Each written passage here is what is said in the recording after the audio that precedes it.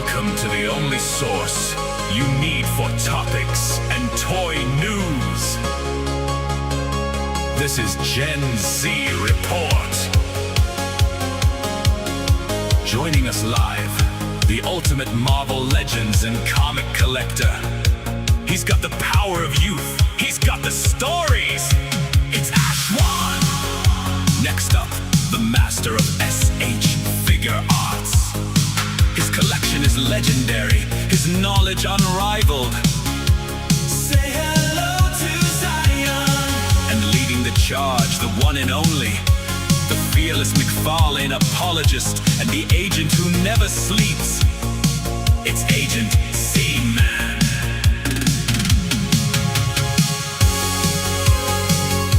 The Gen Z Report. Your weekly dose of awesome starts now.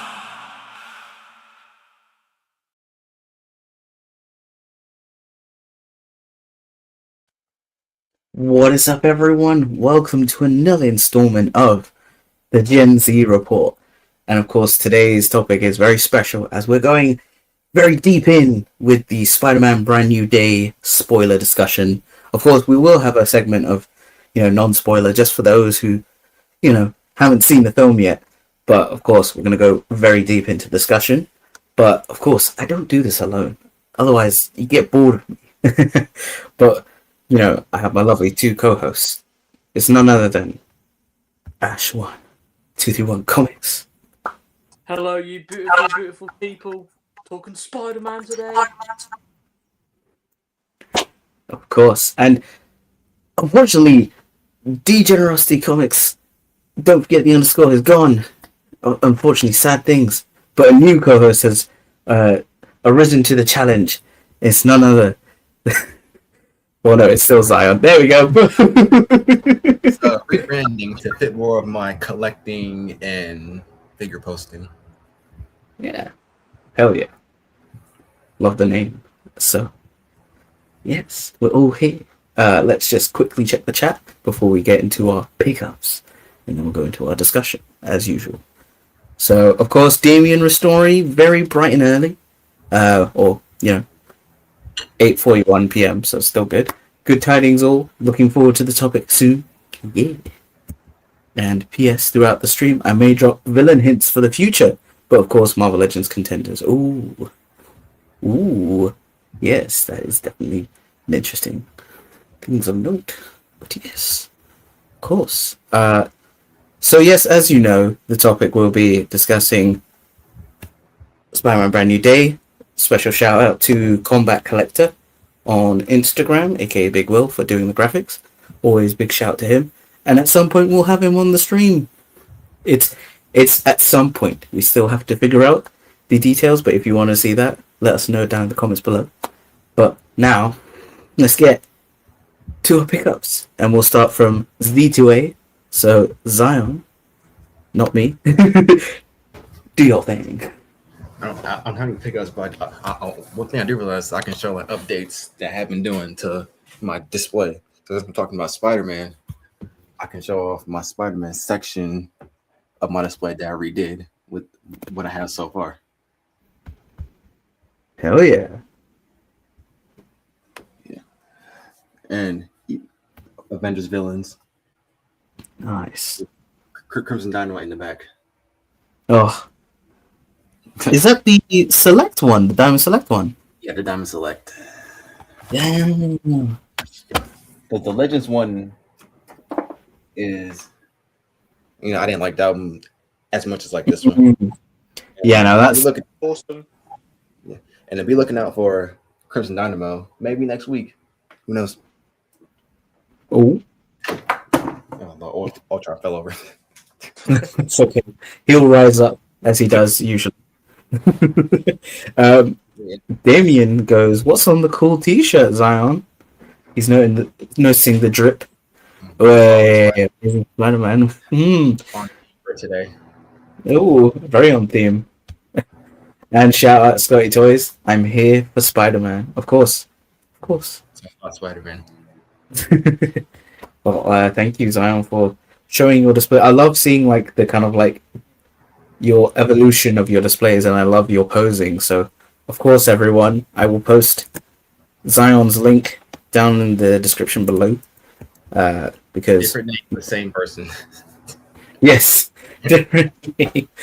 Although the link has still has the original name, but I think that will change in a week's time. But there you go. So obviously it will change to the new name. So make sure you check that out. If not, I will double check if that's changed now, because it could change now. But thank you, Zion. Now, Ashwan, over to you. What you got? Well, so I haven't got any figures this week just because it's been a slow week, and also I should have got figures this week, but a lot of Marvel Legends have been delayed, and so I would have had figures this week, but certain ones have been delayed. Just to name a couple, Secret Wars Daredevil got delayed. I pre-ordered shirtless Wolverine just to have the moment on the shelf when I have a Deadpool and Wolverine display. I don't think I had any more. But I can't remember off the top of my head. But just, of course, stuff has been delayed, so I haven't got many figures this week. But I have got some sort of like books and comics and stuff. Even though, of course, I do my YouTube videos on a Wednesday, but I just wanted to show off some stuff that I got Wednesday, just so then you can go over there, and also ties into today's topic a little bit. But first thing I got, which I didn't get and didn't show off on my video, was I got Blue Lock Volume 1, and of course I got. Even this is like a little like loyalty card with my comic shop, which is kind of cool. But just have it in there as a kind of bookmark. Love that. Raven Blue Lock #1 is very good. Of course, I've watched the anime, and so like I know what's going on within this because it's the exact same. But I still don't know whether to read past where the anime is or wait until I catch up, kind of thing. Yeah. So I don't know what to do, but I just wanted to read it. I wanted to see what it was, see what it's like within this, even though it's exactly the same. But really enjoying it. Of course, it's a football anime / manga. So if you like football, then maybe give it a read or watch. And then going into comics, of course, I just quickly grabbed this because I wanted to show it off because Spider-Man topic today is literally this week. We got ASM Amazing Spider-Man issue 34, a very cool cover. Is that the new Electro or the original Electro? Oh. I think the original one. Yeah, because obviously there's there was the more recent female Electro. That looks like the male one is in Max Dillon. Oh no. But it could be... Yeah, that's Max, yeah. Okay, yeah. But then like some comics to like tie in. Of course, 60 years of Mary Jane. Despite you liking her, hating her, whatever, it's 60 years of Mary Jane this week. Woo! So we've got this cool variant, which is David Nakayama, because I like David Nakayama. So I've got this variant, and also I just kind of want to read it just because I think Mary Jane's okay. And so I just wanted to see 60 years, so it's a pretty cool issue. So I thought I'd get that. Next up, all three of these tie in together, so I'll show them fairly quickly. But of course, Queen and Black issue 1 came out last week, but this week I got the Scotty Young variant for it. So Scotty Young is another artist that I like a lot. Bit more on the pricier side, so this was like £7, but it's a very chunky issue. And it had a blind bag that came with it. Of course, if you want to see what I pulled in them blind bags, then go to last week's video. But I was supposed to have this last week, but it came all damaged, so I got it this week. I also have Queen and Black issue 2, which funnily enough came out this week. Queen and Black issue 1 was delayed, and so that's why issue 2 came out so close to issue 1. But you can read the first 2 issues like within a week, and so very good for certain readers if they wanted to get into the storyline. And if you haven't already can tell from the cover before, and maybe this, of course, Fantastic Four are getting all wrapped up in this, but also Queen and Black is Hela that has the powers of Null, and so it's the aftermath of the like Null 5-issue comic that came out. And so I haven't like read all of it, but I think I was talking to the guy at the comic shop that they kind of sum up fairly quickly, so I may just start on this, but I don't know for certain. Next thing is to tie into Queen and Black is Queen and Black Venom Unchained issue 1. So it's a certain Venom. I don't know like who this is as Venom, because of course that's Mary Jane, that's Agent Venom, and then that's Eddie Brock, and so I don't know whether this is I don't know who it is. Yeah, because But obviously you have Dylan Brock. Venom, of course. Yeah. Could it be the I alternate think it universe? might be. I think Venom? at the end of it's either an alternative universe thing or it is Dylan, because like I think it was to do with the Death Spiral. Something happened. But of course, I'm pretty sure he's that Venom has got is within the Queen and Black storyline, because Venom's getting a new solo series coming out like later in the year, so Yeah. goes into that. But that is everything for this week. Awesome. Let me just quickly check the chat.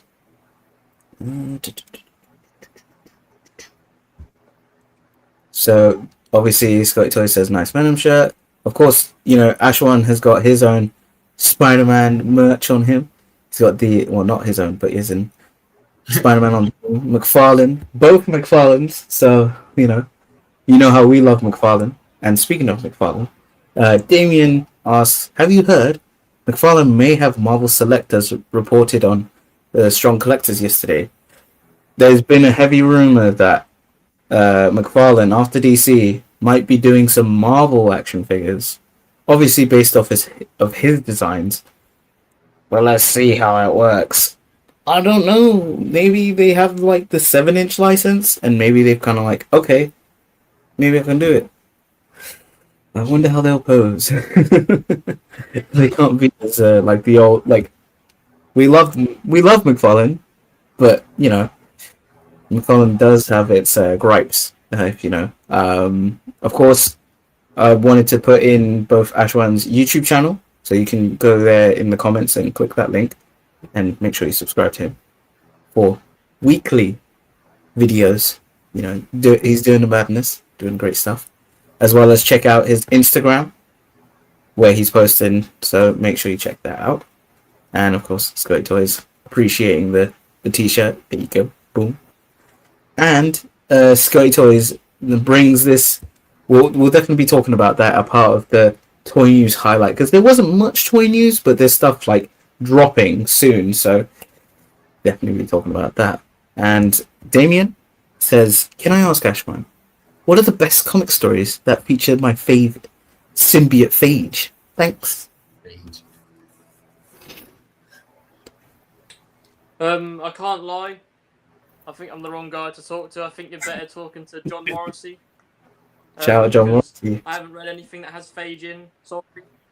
But talk to John Morrissey, because he's your guy. He knows everything. He's got all issues of Amazing Spider-Man, and we're nearly up to 1,000, so he's definitely your guy.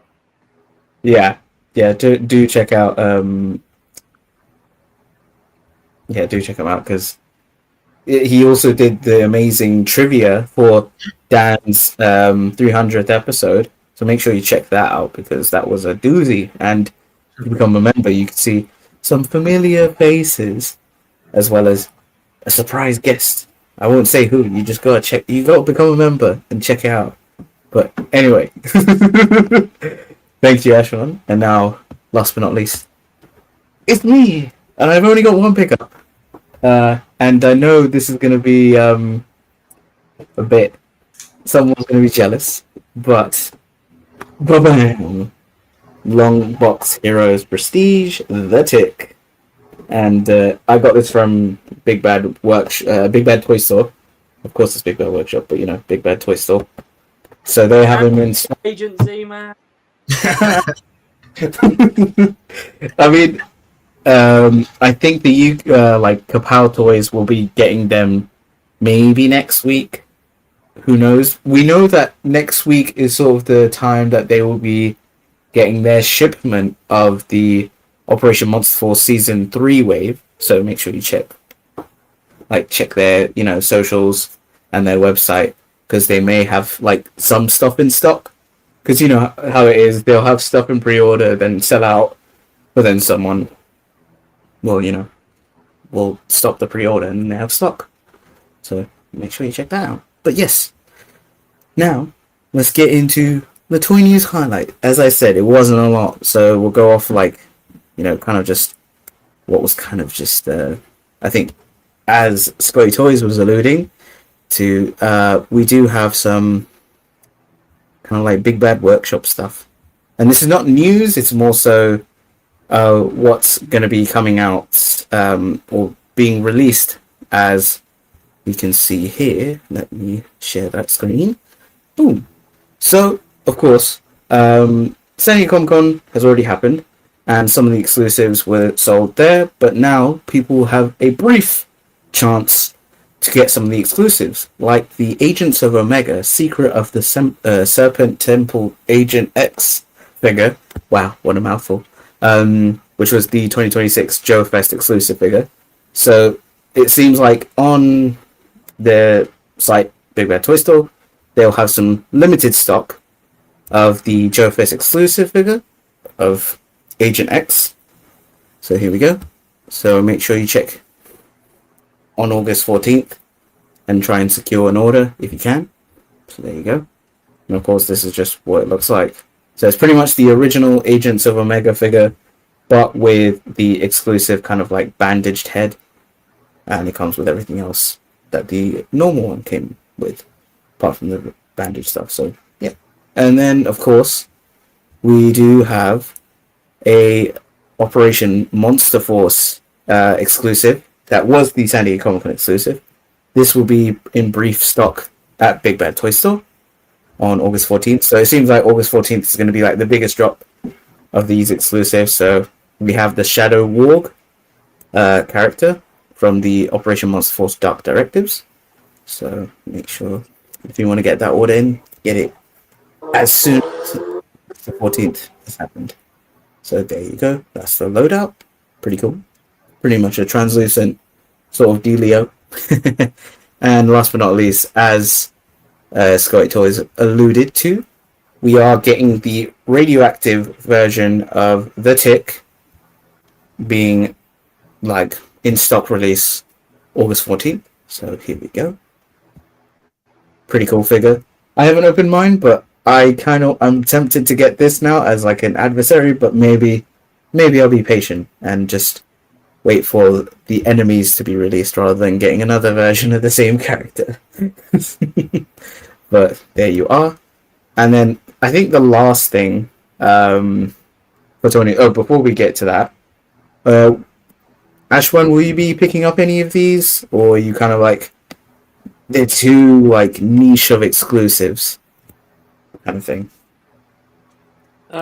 Probably won't. The only one that kind of, like, the thing is, the Tick one looks cool, but because it is a recolor, and the main reason why I'm into all these long box heroes and Tick and all the other stuff is because of the designs. I haven't watched anything to do with it. I don't know of the characters too well.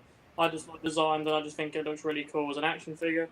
And then with all the other workshop stuff is the Operation Monster Force I can pass on just because I'm trying to collect a certain thing within Operation Monster Force as well as some new stuff, but I don't care too much about this figure, so it's an easy pass for me. And then the only thing with the agent kind of guy, he does look very cool, but like I maybe just will pass on it, or I may look into it and I may try and order it because he's the one that I want to get the most out of the three if I was to get one. It's just the case that I've got some other stuff to pre-order and a bit low on money, so I may either do it and maybe just see how it goes, or if not, I'll just wait for some other stuff to come out. Yeah, of course, because like I said, the Season 3 stuff will soon be arriving here for Kapow, so that's the UK store. So obviously that will have its kind of like pre-order times, like the kind of like charging, so you don't want to get into like buying something new when there's stuff already you've got on pre-order. So fair enough, that's perfectly fine. And of course, Zion, does any of this, like these kind of like figures, even like the Tick one, does that interest you, or is it kind of like, because I know it's probably not nostalgic kind of like looking, but as a figure, would you be interested, or are you kind of like, it's too niche? Well, as much as I enjoy like niche stuff, I don't think I'll be like picking it up anytime soon, or it won't be on my radar. Oh, fair enough. Yeah, that's totally fine. Let me just check. We got a comment from Ashwan231 Comics Dad. That is a cool T-shirt, Ashwan. Where did you get it? Maybe you bought it. Ooh. Yeah, Ashwan's dad. And Damien goes, if after the Cops and Crooks reveals from San Diego Comic Con, yeah, who knows when those will drop? Because I think, from what I've heard from John, aka Compulsive Collector, shout out him. He was saying most likely the stuff that will be released this year will be the Dark Directive stuff, and potentially just pre-order wise will be the NPC stuff. Who knows about the Cops and Crooks and anything else? But yeah, it seems like that's the case. Like for this year, the last thing to be released, I think, is the Dark Directive stuff. But anyway, so we move from that, which is just little info on a little in stock stuff, to a full reveal of the Infinite Legions. So this will be the last thing we talk about, which is just, hey, Infinite Legions is doing the Skeleton Warriors figures, or that kind of brand. It was an old sort of like cartoon series that happened, and then now it seems like Infinite Legions is doing figures for them, and they're starting off with the Skeleton Warriors, so that's pretty cool. There's some skeleton characters. So I don't know the names. I'm just going to go and show you the pretty pictures.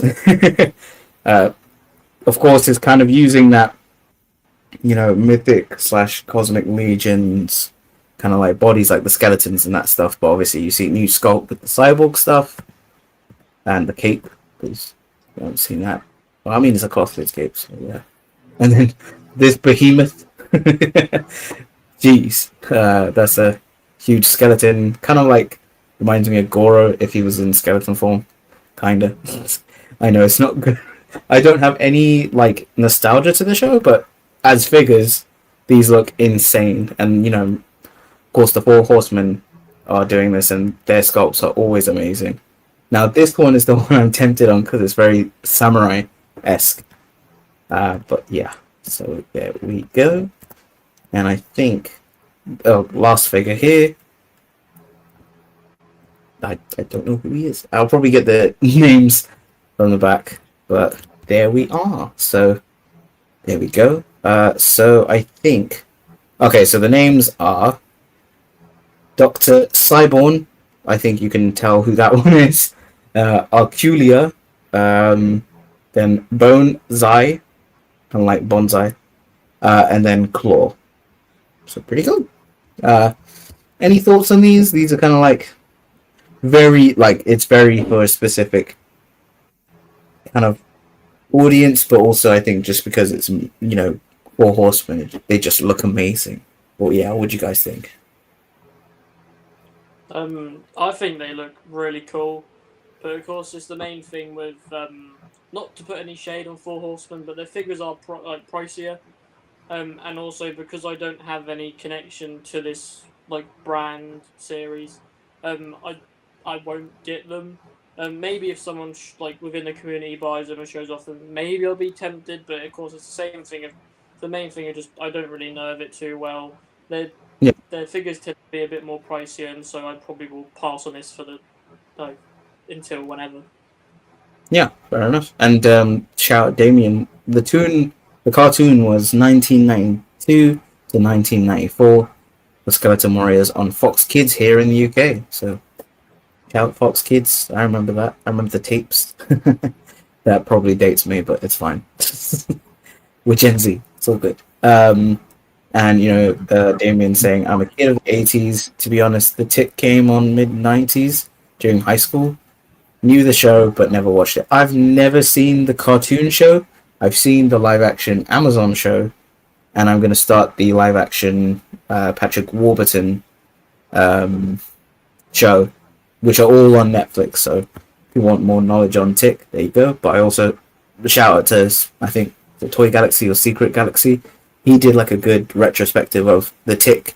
So if you want knowledge on Tick, I'd say recommend that. But yeah, What about you, Zion? Are these skeletons piquing your interest, or do they belong to the graveyard and should stay and remain there? The only skeleton figure that I will be excited for, like in the meantime, is if Bandai announces Brooke. Yeah, fair enough. Yeah. So there we go. That was the toy news highlight. Not a lot was revealed this week, but then again, we are recovering from San Diego Comic-Con sickness because it was very contagious, and it spread around all the channels. But now we get into the topic of today, which is boom, Spider-Man Brand New Day, and of course, we'll be talking full spoilers. But before we get to spoilers, we'll just have a little spoiler-free chat. No spoiler thoughts. So, I'll start off. I thought the film was amazing. It was so good. Maybe it was spectacular, even. Definitely an improvement to the other Tom Holland films. I might say it might be the best one out of the film so far. Ooh, I don't know. But yeah, I think it was. The action was great. The scenes were like beautifully shot, and there wasn't any of that kind of like CGI-ness that we had been suffering from like MCU like projects that post Endgame, because there was a lot of like overuse of CGI and other things, but this one was nice and practical. And those are my non-spoiler thoughts. Over to you, Ashwan. I'll just say it's the same with you. I thought it was amazing. I thought it was spectacular. I thought it was just out of this world. Which is funnily enough because he isn't out of this world. He's in the street. So that's one thing that I like about it. As much as I love No Way Home, Far From Home, I do love a little bit, but of course it's not the best of the four we had. And Homecoming I thought was okay, but I still don't know whether it is better than No Way Home, because No Way Home has the two Spider-Men in it. But for a standalone Spider-Man movie, it is honestly one of the greatest things I've ever watched, and it does help the fact that a lot of the shots are no CGI, like you were saying, and just the performances from other leading characters. Of course, you've seen in the trailers, of course, Hulk is in it as well as Punisher, and their performances in it are very good.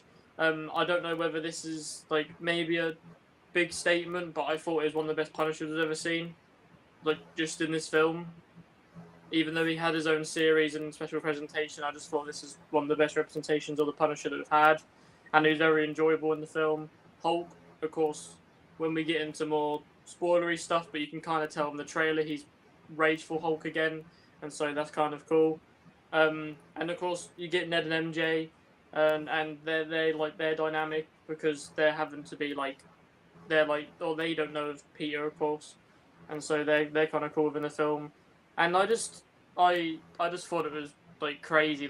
I was watching it with my cousin and my dad, and every cool stuff happened. Me and my cousin just kept looking at each other, we were just this is the coolest shit we've ever watched. We just kept looking at each other. We kept just fist bumping over cool stuff. It was one of the best theatre experiences I've ever had, just because I got to watch it with my cousin and my dad, even though my dad's thoughts on the film were a bit different to mine and my cousin's, but me and my cousin know a bit more about the film than he kind of does. So I think I'm just confused with certain stuff. I'll get into it more maybe in spoilers or just other stuff, or maybe just tell you lot afterwards. But my dad was a bit confused with it, and so I think that's why he didn't enjoy it too much. But I read comics, and this is one of the best comic movies I think we've ever got.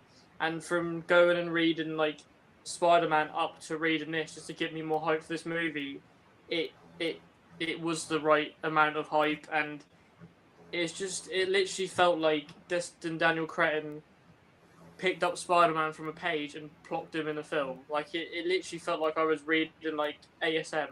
Felt like I was reading Amazing Spider-Man. Felt like I was reading Ultimate Spider-Man. Felt like I was reading so many stories in this one film, and it was just, I can't say enough about this film, and the fact that it's grossed over $1 billion, I believe. It proves that it is a good film, and also because Spider-Man's behind it, it's just I personally think it's amazing, but if you think it's whatever, then sod you, because it's a great film. So Yeah, fair enough. Zion, what were your non-spoiler thoughts for Spider-Man Brand New Day? This movie was not. It wasn't amazing. It wasn't spectacular. It was ultimate. Homecoming. It beat Homecoming because you know how from the last stream you know how much I love like Spider-Man Homecoming. Far From Home to me is like No Way Home is good, but it's not wasn't the best of the trilogy. But this movie came along and knocked all three of those movies out the water. This movie is just I'll get to like during the spoilers, but while watching it, I haven't felt while watching the movie, I haven't like actually like been like disengaged in a movie in like some years now. Like this movie was really a surprise, and like it really blew me away. All the characters were just it was just ultimate. It's hard to say something without spoilers, so I'm just leaving it. Yeah, perfectly said. You know, we'll get into spoiler stuff, but obviously, yeah. Well, yeah, I will. Yeah, you know what? Okay. Damien has said none of the theories we spoke about last time came good. However, Easter eggs are there for the future. Role and lack of true villain. Scorpion will be back next time. Bigger and better. Michael Mando. Yeah. And obviously, recently revealed signed 3 film contracts, so we'll see. Potential. I do want to give a special shout out to someone who's crazy. Well, not crazy, but we've seen his film now. It's none other than Spider-Man. He's here. Woo! Shout out Scotty Toys. Oh no, I revealed who he is. No, it's Spider-Man. Oh wait. Who's that? It's just Spider-Man. Shout out Scotty Toys. So now let's get. We've given you enough time for those who haven't seen the film. If you haven't seen the film yet, hey, what are you doing? What's wrong with you? I know. Special shout out to our other agent in the field, Virtual Dave, who is actually watching the film tonight. So I wonder how he will see or how he will feel about the film. Who knows if he's able to join us after seeing the film? But doubt that. But yeah, hopefully he's having a good time in cinema. So there you go. Yeah, and Damien says, yes, it was great. Hopefully we see more grounded scenarios for the next few. Yes. So now, let's get into spoilers, shall we? So, off the bat, this film does some craziness where you can tell the director, Destin, was like... Daniel Cretton. Daniel Cretton. I always forget like the full name. He has a long name. He, you could tell, had love for Spider-Man. And he recreated all these panels from like Amazing Fantasy 15 with Spider-Man, his first appearance holding the guy, to him fighting Tarantula, fighting Boomerang, fighting Tombstone, who was not shown in the trailers, by the way. The other two were shown in like trailers and that stuff. They have to show like what's going on. And of course, Tombstone is played by the same actor who voiced him in Spider-Verse, and that is none other than... I'm making sure I'm getting his name right. So, because I know my names, I can't usually do names right. Let me double check. It is Marvin Jones III, also known as Crondon, who plays both live action Tombstone and voices Tombstone in Spider-Man Into the Spider-Verse. So great to see him actually play the role, and I hope we see him in future Spider-Man films. not just obviously with this panel of pictures of recreations. It was more of like a montage of Spider-Man doing his friendly neighborhood heroism. So, and of course we had what was it, Ramrod here, a very deep dive of a villain. I had no clue who he was, but I'm glad to see that there was pure love for the characters that were shown here, even if briefly. Like, I was just amazed at the detail and just being like level of dedication, because even that shot with Scorpion, who is in the film properly, that was done practically, not CGI, not anything like goofy looking. They did it practically with like the crane arms and how like, because I think what Destin Daniel Cretton has been doing with this whole movie kind of like press, he's been showing like behind the scenes of certain shots and showing the team. I think that's one of the things that he's like doing a lot of, like kind of like showing behind the scenes, showing all the love. Like they've shown like certain scenes where Peter's running on a treadmill and it's the shot when he's running after the party.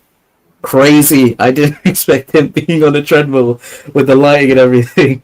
But yeah, crazy. Like, what did you guys think when they were like doing these iconic panels of like recreating? Because like it was a montage and it, obviously short, but come on, this is pure love. I mean, you might know what I think about it. I like every time, because like we got a lot of them within the trailers, and just like some people thought maybe like, of course it did happen to be in a montage. People thought it was going to be in a montage. It did happen to be. Some people thought maybe they were going to be cut from the film, and then not even be a part of the film anyways. Of course, the main three that weren't a part of the first couple trailers was Scorpion, Ramrod, and Tombstone.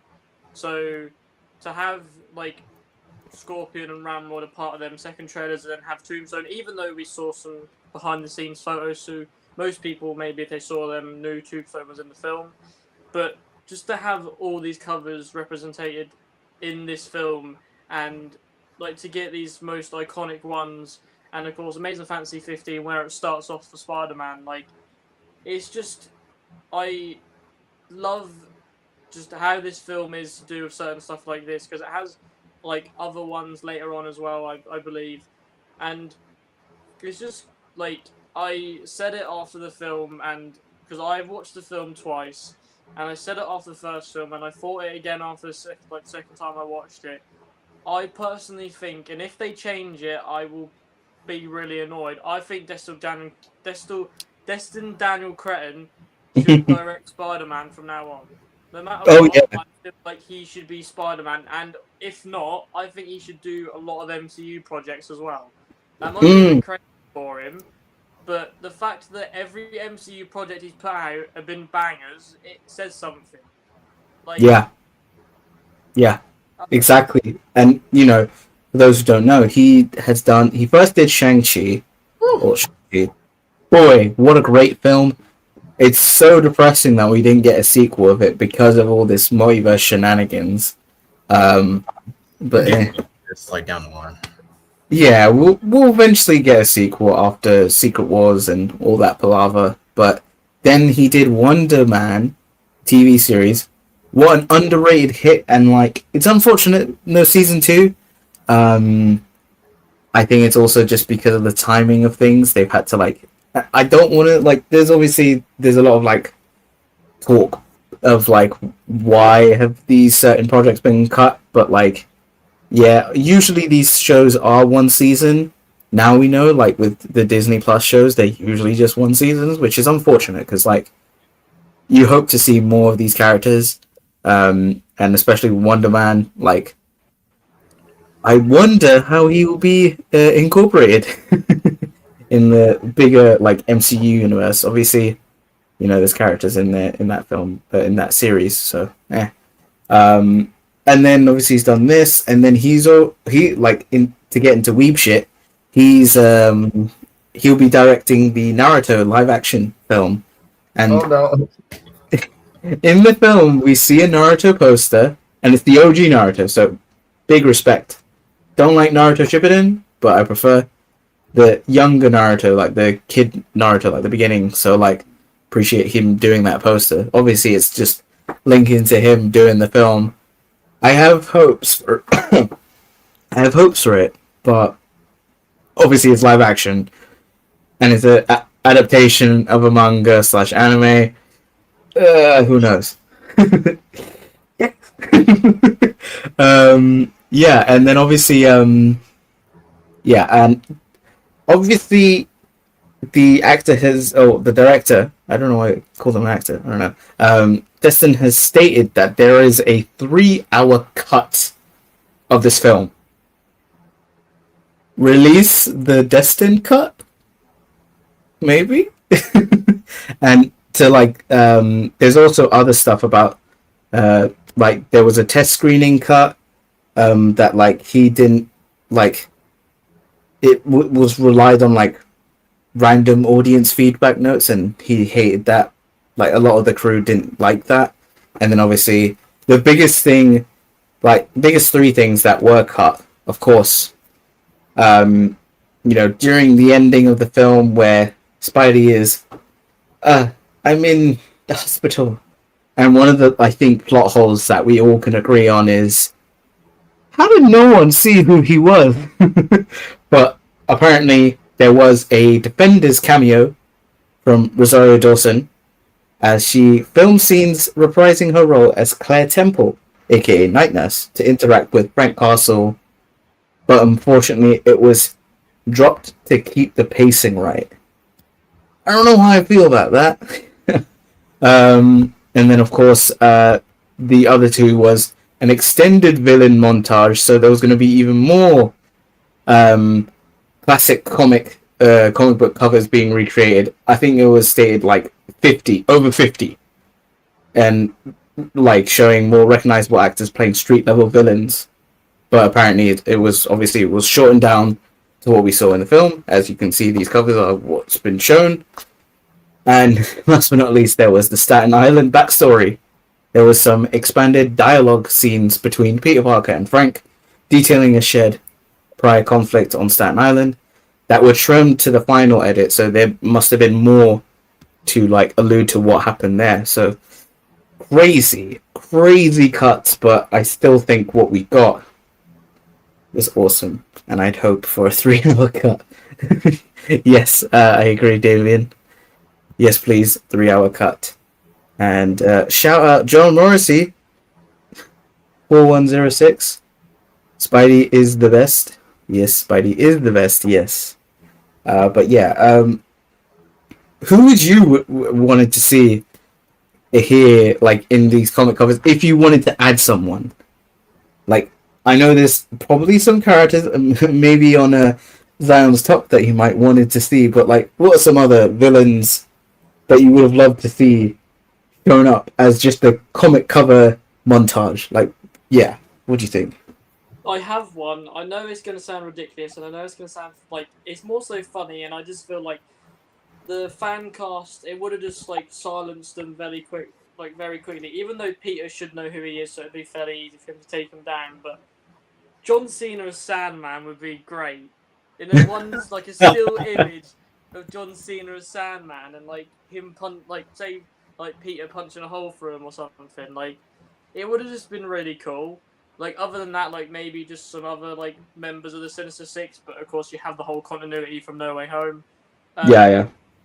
But like, I can't really think of anyone. Maybe just because I love him so much, and I just think he's such a quirky villain. The Wall, he's literally just a brick wall. You could have just had a brick wall. Like, Yeah. You could have just had a cool like him like that. You could have, I don't know. You could have just had like anyone. To be honest, I would have just been happy with. Even though we got loads, and like when you said there's 50, I didn't know that. And I was just like, I want to now see these if they actually filmed them, and I want to now see like who was cast as these characters, and like maybe just the main problem they have with maybe that they didn't put them in is that then maybe they show up later and we're like, even though we know who these characters are, maybe if they would have showed up in this, we'd have been like, oh, okay, it's kind of cool and go into this, because we got like people like Tarantula, Boomerang, people like that. Maybe just because it's the first villain that Spider-Man faced, I don't know how they'd do it because of the Sony thing, but we could have maybe seen like a chameleon cameo. Ooh. First villain that Spider-Man faced in Amazing Spider-Man, so maybe could have done that. But I'm happy with what this is, but I hope we see all the other ones if they are properly out there. Yeah. And what about you, Zion? Who would you want? Like, if you had a choice of comic cover to be recreated for Spider-Man, who would you pick as your villain choice? I don't know if he had a comic cover, but Silverman, because they talked so much about the Manfredi crime family, especially for the last like 3 movies. Mm. And Yeah, also like about these like comic covers, when they show Ramrod in the movie, I was like, is that fucking Ramrod in the movie? I was sitting there and I was like, that no way they put him in the movie. Yeah. That's just like a niche like villain that like not a lot of people know. I mean, you didn't even know who he was, man. And it's just like, Yeah. No, honestly, I was just like, who? And I think my brother next to me when we were watching, was like, "Is that Rhino?" And I'm like, "No." Like, I was like, "That's Ramrod," because after watching it the first time, I was like, "Who the hell's this guy?" Who's ramming the wall? And I was like, "Ram wall? No, it's Ramrod." Yeah. Of course, Damien has a good point. Hasbro got a good reuse now for Absorbing Man. I do like world building, so Marvel Legends Ramrod, thank you. Yes. And here's a question. So Damien says, something I noticed when Spider-Man first meets Yelena. She mentions Mysterio. Obviously, that joke of the 10 Mysterios on Spider-Man, the fanfic art. I thought the whole spell created before meant everything was reversed, including enemies. Am I missing something here? Yeah, so I think Mysterio as a character, as a villain, exists in the world, but like him revealing Spider-Man's identity, him just in case of just anything him relating to Peter Parker, all wiped off. So I think Mysterio still exists in the universe, or like his presence, because there's a whole theory: is Mysterio dead? Is Mysterio not dead? He's dead, but who knows? His wife was mentioned in Far From Home. She could pick up the mantle. Any of his team could pick up the mantle because it's just illusion tech. Who knows? So yeah, he's still there, and Damien has a good choice of characters to be shown. Grizzly, Grizzly would have been a cool one. And I think not for reflectors though. We sell PTSD from that team. Yes, exactly. But Justin had a great review of him, first review. So out there. But yeah, for me, I would have wanted to see. So we see villains and that stuff, but I would have wanted to see a Punisher, the recreation of the Punisher's first appearance in the Spider-Man comic. And if you don't know that cover, let me get it, because it's so iconic, and because Punisher was introduced as a villain, he wasn't a hero, and then obviously he's him being a hero, him being a villain. It's kind of like a gray area, but the fact that he was almost that's how his introduction was, and it's taken this time for us to see Frank Punisher in the film with Spider-Man is crazy. But yes, this is the cover that I would have loved to see recreated. Let me get a proper close-up, because that's a shit picture. There we go. Enhance. I have it, Zman. He has it. Oh, let me. Boom. Chat. Look at that. Ashwan is he's got the plug. There you go. What? See, I would have Of loved course, to we see got that. Ooh, see now, I think Green Goblin would have been tricky, especially with that Fantastic Four in the background and Hulk. But here, this would have been cool. And technically, in the movie, we got some kind of action with the Punisher with the sniper, if you will. Oh gosh, I was getting some severe PTSD from Ultimate Spider-Man, as I'm pretty sure it was Punisher in that universe who shot Peter Parker in that. But unlike this Peter Parker in the film, Ultimate Spider-Man didn't survive because he had to fight all his villains, and then due to blood loss was killed. So I was definitely feeling nervous for Tom Holland's Peter Parker, that's for sure. Because I was like, please don't kill him, please don't kill him, please. We just got him good. Yes, Ashwan for the win, John Morrissey, yay. Yeah, yeah, it was me when he was in the van. Yeah, technically, if you will, like the whole like him kind of like aiming for Spider-Man, it is somewhat of a creation. Yeah, there you go. They made that Punisher cover part of the story at the end. Yes, exactly. With the whole him with the sniper ready to shoot. The reveal that was Jean Grey. So now, yes, now, of course, what crazy reveal that we all predicted. Yeah, of course, Sadie Sink was none other than Jean Grey. And very, very interesting kind of like tidbit. There was a whole subplot of VMAX, how she was looking for VMAX. We're like, ooh, what's that? Could be some interesting, Easter egg.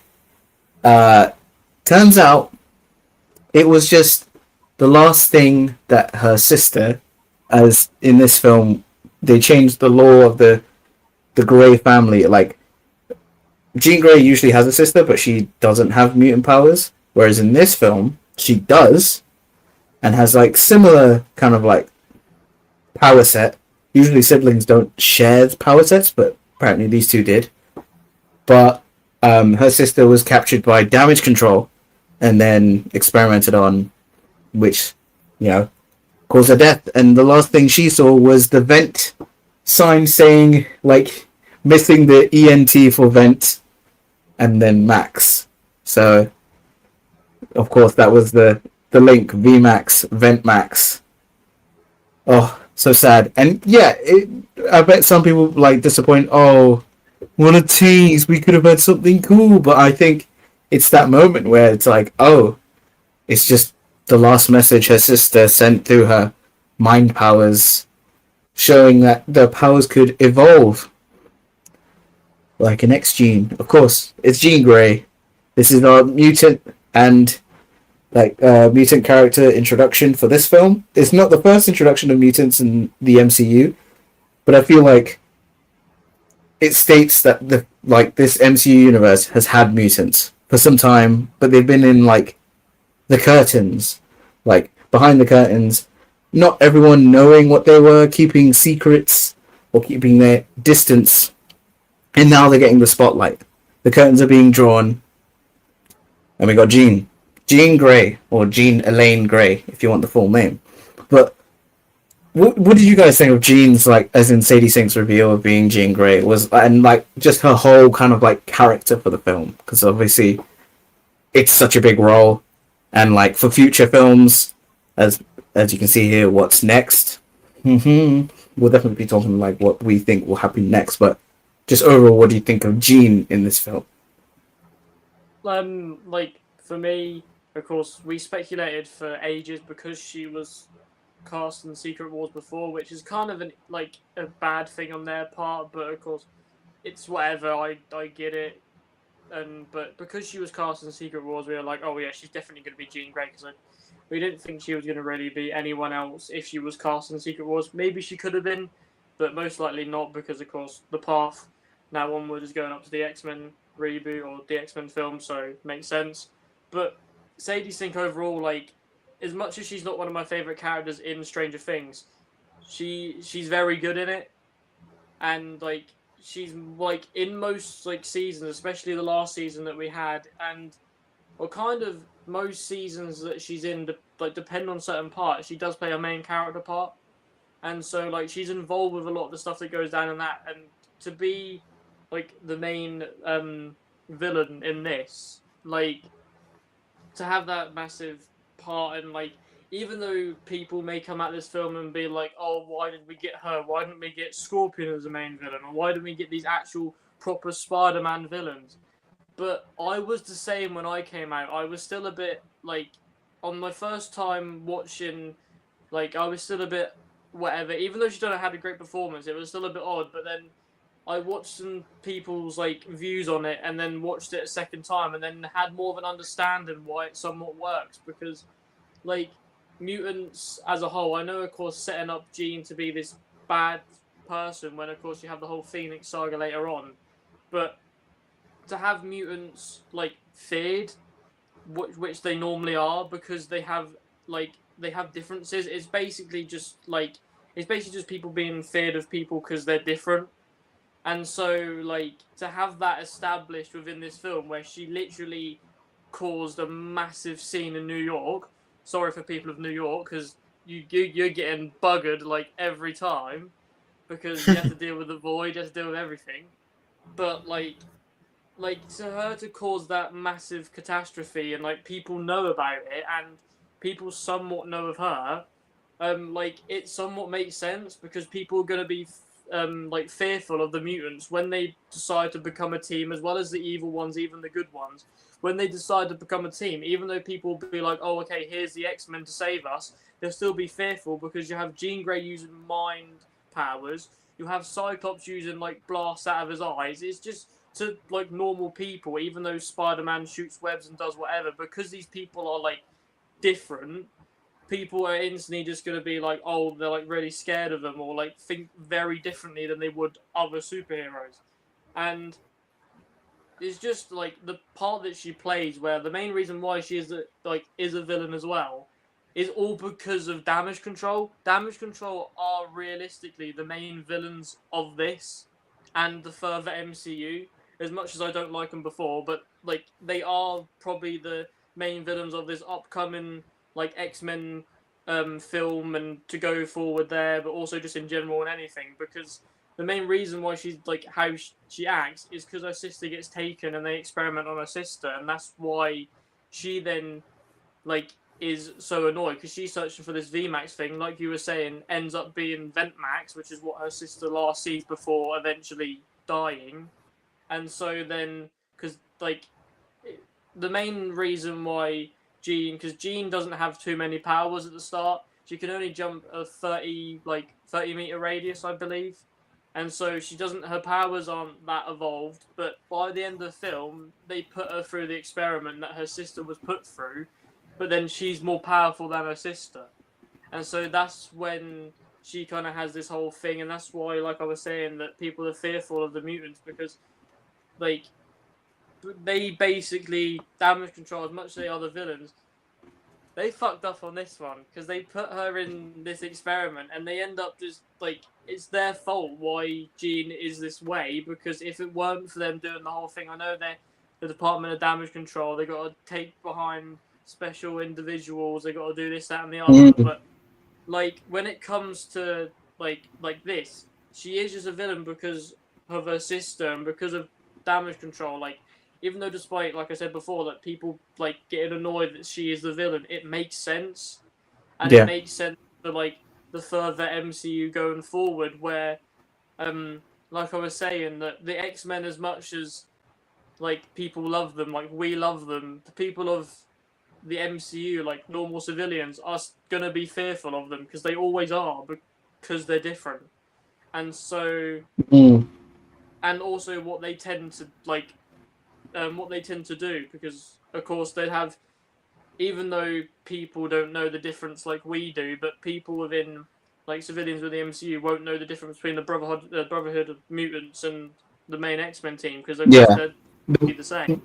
And they'll so, make that assumption that all mutants are bad or all blah blah blah. So it's like obviously mutants as a whole are very much like the theme of them is kind of, you know, it's based on a lot of real life things. So you know, mutants have always had that kind of like, because their powers are so untapped, because it's not like a regulate, anyone with powers in general is untapped potential, and like it's always the case, the government always want to take control of that power.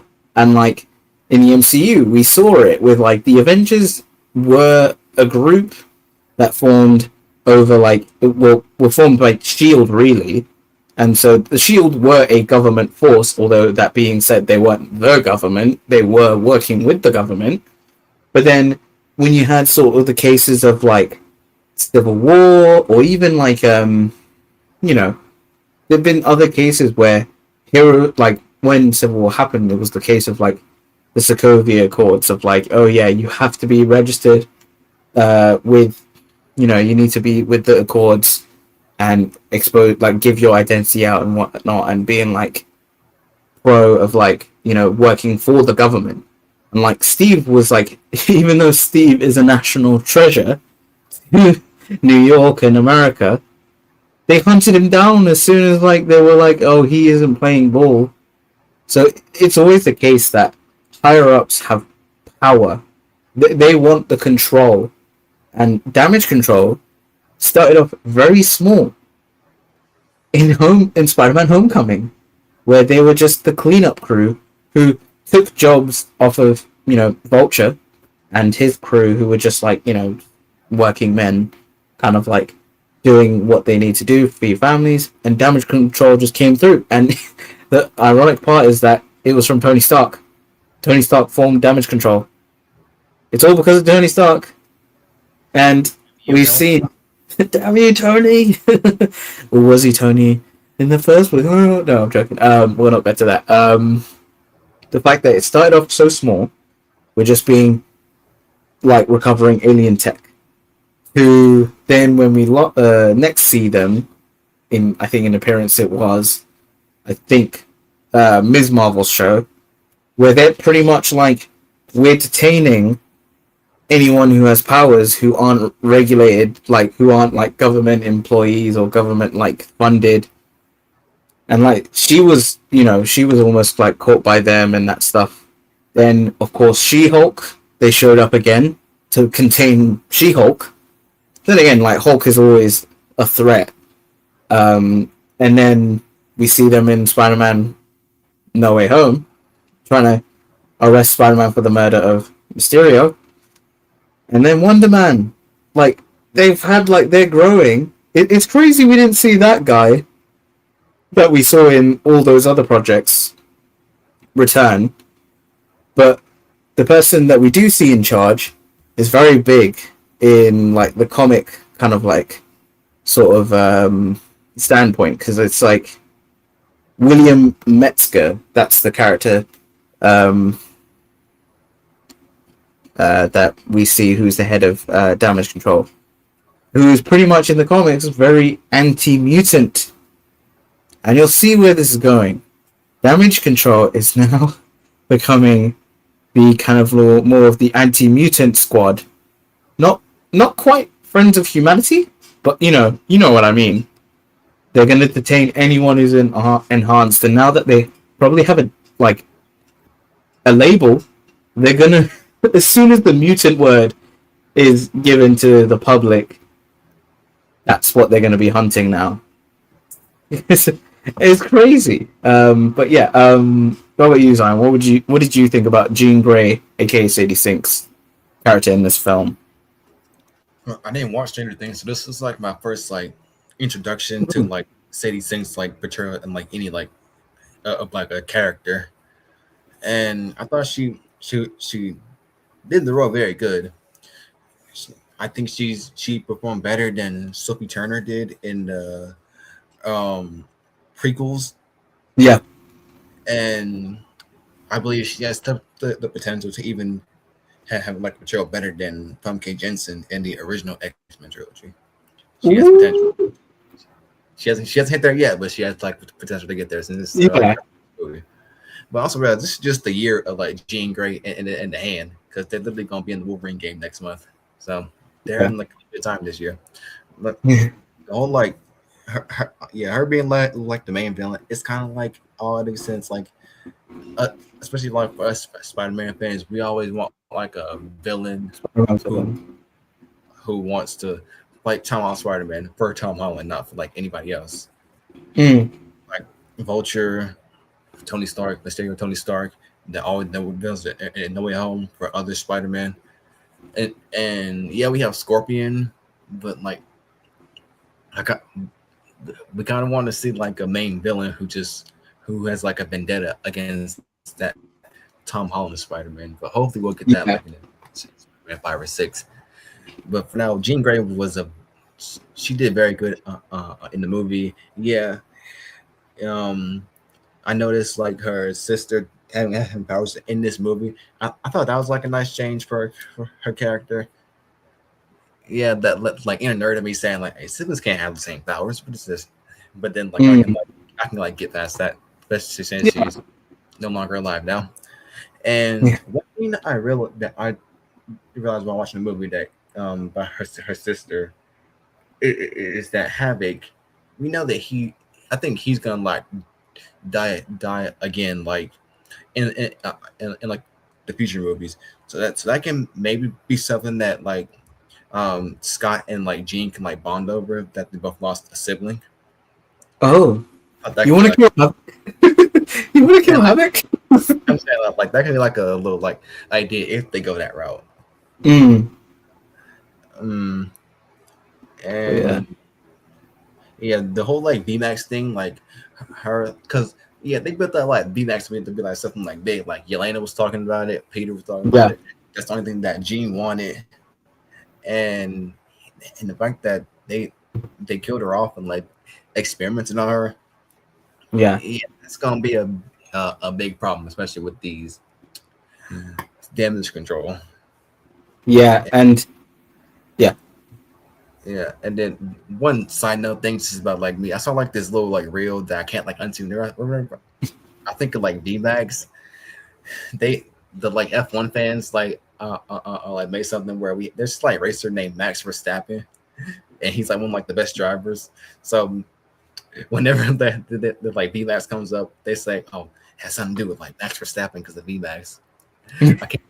It's like a little, like hilarious like inner joke between us like racing fans. Yeah, that's fun. I was like when initially because like obviously with films you don't get subtitles, so I was like thinking she was saying B-Max, and I was like, oh, "Is that Big Hero 6? Oh my god! Oh my god!" No, we're not getting Big Hero 6 in the MCU, even though they are in the Marvel comics. Big Hero 6, they initially were debuted in Marvel Comics. I don't know why they haven't done anything in like live action. But yeah, it was definitely like having Jean as the villain. Yeah, it's annoying as like, oh, again, it's like a Spider-Man villain who isn't really a Spider-Man villain. But like, it turns to the point like where Spider-Man says, I got it wrong. Like how you can be pushed towards a certain like narrative of like being like, oh, she's a bad guy, she's doing bad things, arrest her or detain her, and that's what we need to do. She's a bad guy. And like that was all he was said. Like he didn't, he wasn't being an investigative like he's not a detective, so he wouldn't be like immediately looking at all different angles. He's just someone who's like, oh, she's the threat because she's actually hurting people. That's his like kind of like where his mind is going. And then when it's like revealed, it's like, no, she wasn't the villain. It was damage control. What are you doing? It's like Spider-Man's like, oh, I fucked up thing. I feel like Peter should know not to trust damage control like at this point. I feel like, there's the part of Spider-Man who's like, cool, I'm happy to be trusted by the like main public. Again, like after the whole events of, No Way Home and Brand New Day, not Brand New Day, Far From Home, where like the public were against him and everything. I think it was more so just No Way Home, but like also one of the things like no J. Jonah Jameson felt kind of weird. Like it seems like everyone's just like, yeah, that was a moment, and now that's it. Like there's no kind of like anti Spider-Man rhetoric, which is fine. I feel like Spider-Man needed a W. um, also, Damien says, you know, ooh, I did like that bit when Spider-Man uses Shocker's gauntlets to beat Hulk. The Tinkerer is still about? Well, I don't know. Like, we saw Damage Control were developing the weapons, or repurposing weapons. But who knows, Tinkerer could be behind the scenes working with Damage Control with their weapons. I think he's the only one that's still like out because like Shocker was like tied He to was that the bus, and Vulture obviously like well, Prism. I don't know what universe he's in. Tinkerer was the only one that wasn't like shown his fate. And also, well, like, where like another person who would have been cool as a cover would be Shocker, but shockingly enough, he wasn't in the film. But it was cool to see like the Shocker gauntlet kind of being rejigged to be like a new device kind of thing. But yeah, it would have been cool to see Shocker in his, you know, quilted outfit, because that was one of the things that wasn't shown in, you know, Spider-Man Homecoming. But obviously we did get the big potato cameo of Yelena Belova, aka Black Widow, in her office. Very like, I think it's so in character. Yeah, she would be like in like, you know, she's not like Scarlett Johansson Black Widow, where she was just like, you know, business and always wearing the outfit or being very covert. I love this. I love seeing this, and like the fact that, you know, Spider-Man's technically working for, you know, he's getting points from the New Avengers, but he's not directly part of the New Avengers. I think that was great. Like, not outright saying he's part of the New Avengers. He's just working with Yelena, which I think that's a great kind of like pairing. You know, both characters have their own kind of like things they go through, or have gone through. So yeah, what would you guys think of Yelena's cameo in the film? And like, it wasn't just like a short one. She had good moments in the film, like, you know, the whole big potato, small potato level of threat kind of thing. But yeah, what do you guys think? I like enjoyed the scenes just because I thought they were like funny. Like when Peter's in the pool and then his feet pop up because he's like, it's such like a little kid thing, like funny thing to do, and like, but also one thing that I do like about that scene is like the fact that because Peter has to get changed to go in the pool. If you notice, he has bruises everywhere because he's fighting all these villains. And so, like, that was a cool detail to have. Like, he's not, like, completely, like he hasn't Unscathed, yeah. put any on him. Which I kind of like, just to see, like, him bruised because he's fighting all these villains. Yeah. But one thing that I just liked as well, and the main thing, is because, of course, the little potato, big potato thing, like, it makes sense because, like, because, of course, Yelena's got to deal with Doom, which I'm assuming happens after this. And like little potato, even though Spider-Man doesn't do little potato things, but compared to Doom, it is somewhat little. Yeah. But I liked her involvement because even though like sometimes it's kind of annoying in every Spider-Man film we've had, he's had like an accompanying, or he's had basically another member of the MCU be in his film as an established hero. Can be kind of annoying, but at the same time it works. Like most of it works. Like Homecoming, as much as like, of course, he's like most of Tom Holland's first two films to do like Tony Stark and whatever, but like Tony Stark being in Homecoming makes sense. The second one, like, I mean, Nick Fury and Maria Hill kind of makes sense, but then the third one, Doctor Strange, 100% makes sense. And so, like, with this as well, to have her in it kind of made sense just because like most likely, if there's anyone in the new Avengers that Spider-Man would have talked to, it would have been Yelena. I wouldn't see him like chatting to anyone else within this like Yeah. whole Avengers thing, and so it Yeah. kind of makes sense. And also to add into the thing is like she's talking to she's one of the main person or one of the main people, if not the main person, that kind of cracks the code with Jean. Yeah. She's talked about like possession and all this stuff, which Peter maybe had in his head anyways. But she's the main one who kind of is talking about possession and talking about Leshy or whatever the thing was called. And so Yeah. having these kind of cool little things, and also you get to see Florence Pugh in a pool. So, Yeah, and you know how they do that, like the fact that you can't see through the water, so Oh you man. pair you can't. Yeah, you can't see. It's because they use milk. They use milk in the pool, like in the water, to make it cloudy, so you can't see anything there. So it just looks like the pool, but you can't see through like how normally it is. Although John Morrissey, your volume is 2 to 3 greater than that of your co-host. Be able to fix that on your end. I have fixed it, or I've adjusted it. How is it now? Is it okay? Just let me know. Or maybe I need to talk a little bit quieter. I don't know. I do think maybe it's my aircon, but now it should be better. Yeah. Of course, with obviously we had Yelena, and then the big thing, rather than the big man himself, Hulk. Ooh boy, what a crazy not the fact that it was great to see Hulk in like a Marvel film finally after some time. I think She-Hulk was the last thing. The fact that we see Smart Hulk, we see Bruce Banner, who is teaching a class, so he's allowed to do normal work stuff. Maybe not for long anymore. But in that class, one of the Easter eggs in the scene, which I didn't even notice until recently, is that on his desk he has a picture of his son, Scar.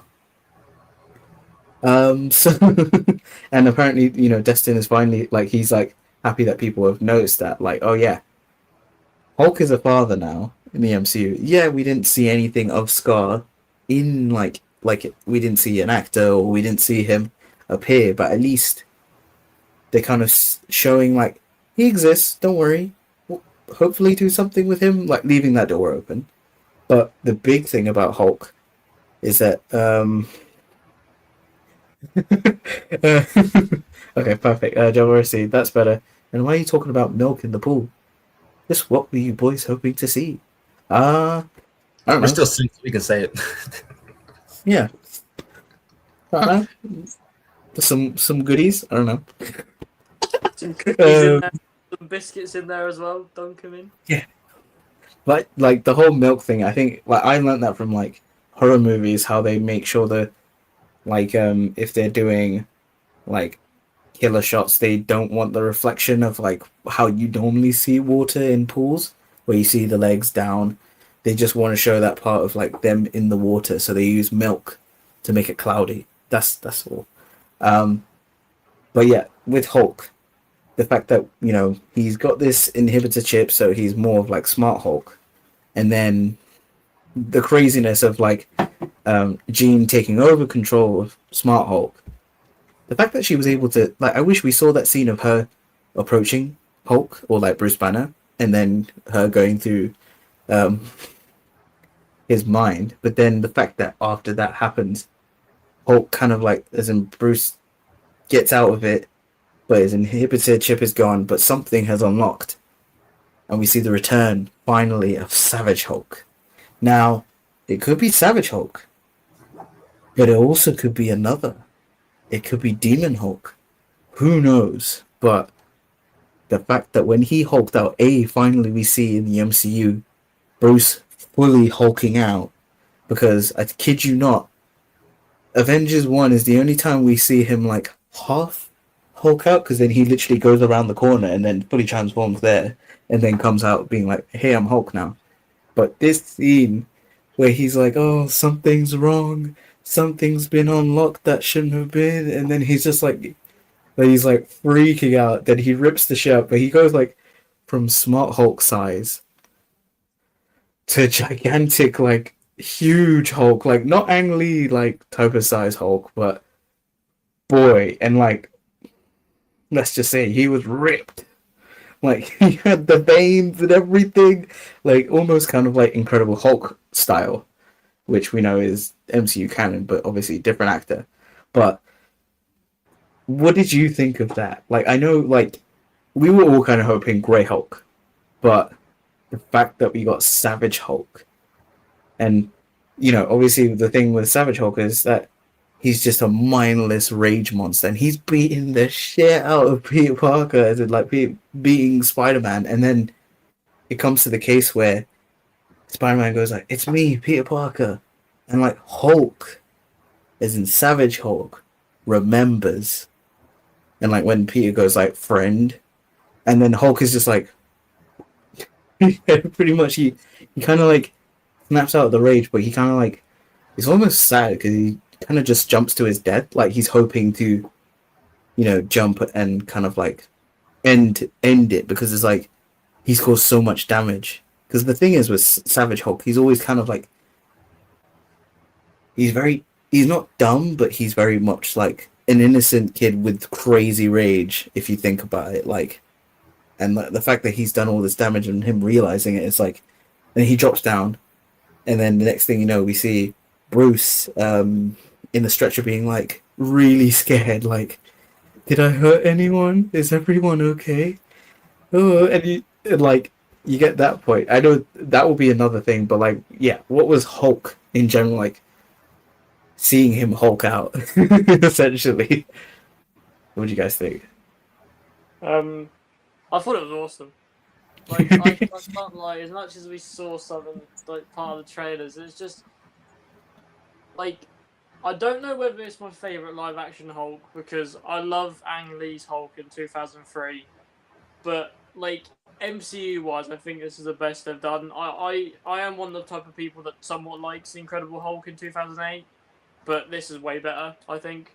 Like Hulk wise, I just like it's annoying that it took this long, but the fact that he's huge, like he is like massive, like, and like what you were saying, where like Jean takes over Smart Hulk's mind, and he is Smart Hulk like for a bit, and he's beating up Frank and Spider-Man, and or mostly Spider-Man then, and like it's just the thing of like it's really funny because every time that Jean inhibits someone else, they act like Jean, and so he's got his arms behind his back, he's walking like a girl would, kind of, and it just looks so funny, just like this massive Hulk just walking like it, and it just.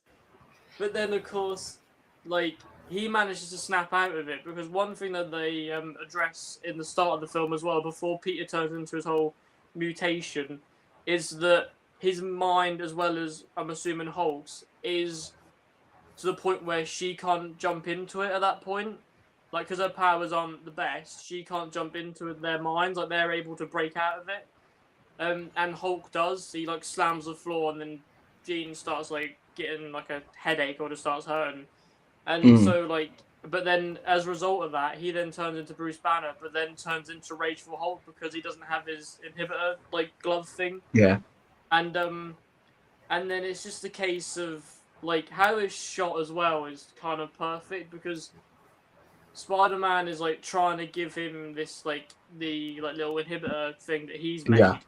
and then like he's like Bruce basically just like, because he's like hulking out, he doesn't like, he just throws it to the side, and it's just like, and just the shot where like you just see Mark Ruffalo as Bruce just standing there, and then the next shot is this Hulk, like it's just, I instantly, as soon as I saw this scene as well, where he like how he talks as well, like when he says no Banner, no girl, only Hulk. Honestly, I didn't know what to say. It was the best Hulk, one of the best Hulks I've ever seen, and just to see Rageful Hulk back, and like I was saying earlier, with like Frank Castle comes in then, and he comes into the Department of Damage Control building, and just to have them two like fighting him as well, like just Spider Man's like jumping on top, pulling Frank, and Frank just going, "Ah!" and he's just shooting him. It's just like it is just the most Frank thing to do because he doesn't give a F if it's Hulk or whatever. He just shoots up Hulk no matter what, and then like Yeah. you have the whole thing of like the thing where Hulk stamps his foot on the floor and then Punisher's like, "Oh shit!" and he falls onto the floor, and then he gets dragged. And he does the whole shooting thing, but also just the thing of like one thing I like about it is like they managed to hide away for a little bit, and then Punisher just straight up just like wants to get out of fighting the Hulk because it's the Hulk. And it's just really like it's really funny to me, and it's awesome that the Spider-Man and Hulk scene we get where they're fighting. It's Hulk back how we want him, and I just hope that for the further MCU and fingers crossed Secret Wars that this Hulk shows up again, and like we end up getting Hulk like this because as much as I know that you were very fond or you were very excited to maybe see Grey Hulk. I'm happy that even though we didn't get Grey Hulk, which I didn't really know whether I was wanting that, like because if there's a chance of us getting Rageful Hulk or Grey Hulk, I would have went Rageful Hulk any day of the week personally. Yeah.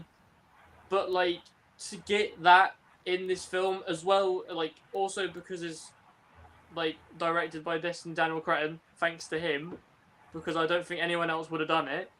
And it's just the case of, like, I just hope we get Hulk like this later on, and I just hope they don't have this film where, like, Hulk is fully rageful and how we want him, and the next film he's just back to, like, Smart Hulk or just Inhibitor Banner.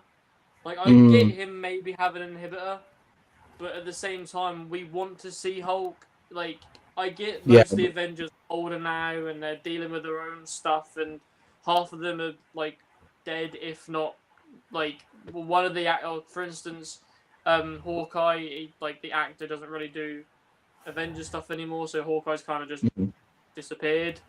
But like Hulk is a massive character, and it seems like no matter what, at least in the MCU, I can't remember comics wise, but realistically, Mark Ruffalo can do it until whenever. Because if you don't show like Mark Ruffalo as Bruce Banner too much, more so as Hulk than Banner, he could do it like for a fair bit. I know maybe we wouldn't want to see like old man Hulk. Yeah. But like I just feel like we like the best representation of the MCU we get in this film, and the fact that it did take us this long, and just how old Mark Ruffalo is. I just hope they keep continuing on for ages because we need a rageful Hulk. We don't need this stupid Smart Hulk it just kind of peed me off a little bit that we did get that, but now we've got this. I think it's one of the best things in the film. Yeah, and obviously Damien saying, are they teasing Maestro Hulk, the MCU, which to me would rock.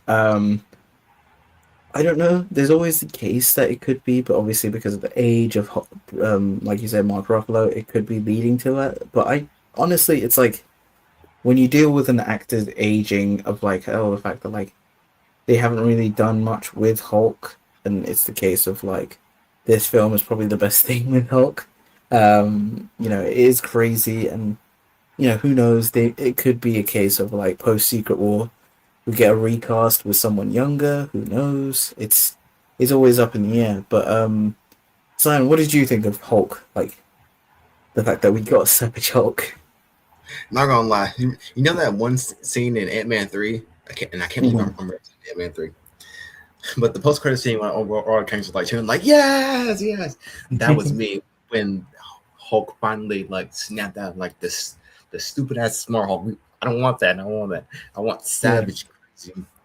Gigantic Hulk, and when he hulked out, I was like just cheering, like yes, finally, and I want to see Hulk fight a Red Hulk. Please, MCU, make that happen.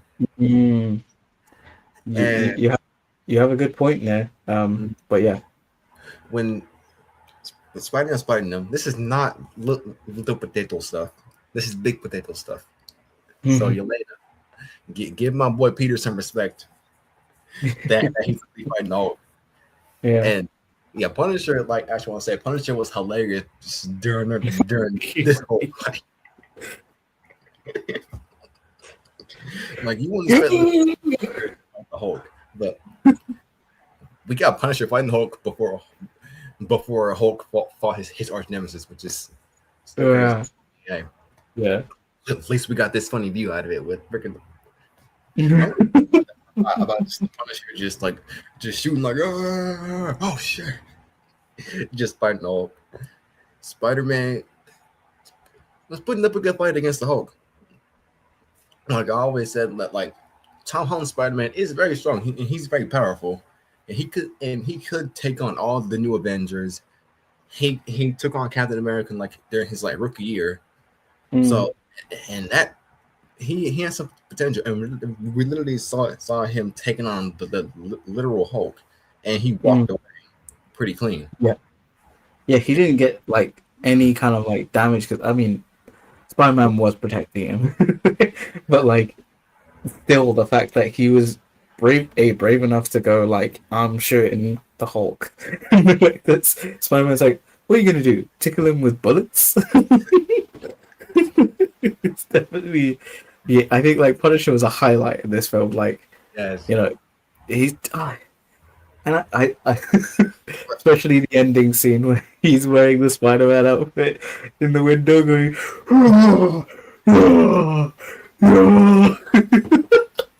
it's just like what would like I think John Bernthal had the most fun in this film and like you could tell like it was just insane like and it kind of makes me think because one of the things about Punisher is that John Bernthal obviously he's wearing this vest outfit which you know me I've always been campaigning for a specific outfit for him to wear. It's a comic outfit and I think recently John Bernthal has stated that never say no to the comic outfit so like to the white boots and white gloves so I'm like come on baby maybe him wearing Spider-Man spandex was a sign of him being like you know what I kind of like the slimline outfit so who knows I mean John Bernthal is he's like physically fit so like he's got a physique and everything and the fact that he's wearing like fatigues I feel like and it doesn't like differentiate him from the like anti-vigilante squad that we had from Daredevil. So I'm like maybe now because he's worn Spider-Man spandex he's like I need some of that Spider-Man make me that. I mean Yeah. I like costumes so. But one thing that's like a little like confusing to me is that okay, so Hulk, the personality of that Hulk, he never met Spider-Man. That's like the one like glaring like a little like thing, because last time we saw Hulk was when he lost to Thanos, and yeah, Spider-Man was there when like Call Up City and what's the name like Ebony Maw came to New Manhattan. But that was Bruce, not Hulk. And nothing that Peter does then by the time Peter came back, it was Smart Hulk. Well, I want to put a counterpoint. Because Bruce was having Hulk dysfunction during those scenes, I think Hulk was still as like a active personality. So like they were both sharing the same body, but obviously Bruce was kind of like Hulk didn't want to come out because he got his ass beat. But he still was like a relevant like kind of side of Bruce. Like they're both like inhabitant of the body, but then post Infinity War, when he adopted the Smart Hulk persona, I think it kicked out Savage Hulk. And like because of the inhibitor thing, it kind of like was like, okay, now we have a new personality, which is the Smart Hulk. And it kind of subsided. Real Hulk, who has all the memories and everything. And I think because the spell only affected like I feel like because they said it was more of like a mental lock that OG Hulk was like he kind of doesn't have the like effect of the spell. Like he remembers because he wasn't active during the time of the spell. That's what I think. Like, hence why he knows Peter Parker.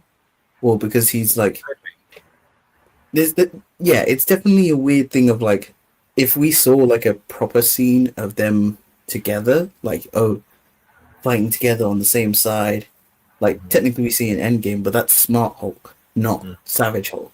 So, yeah, that is a minor plot hole, but I feel like there's ways to justify it.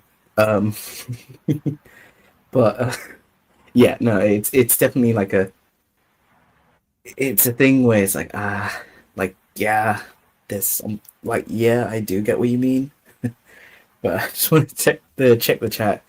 You know, we were talking about Yelena. Scotty's like she definitely got the milk.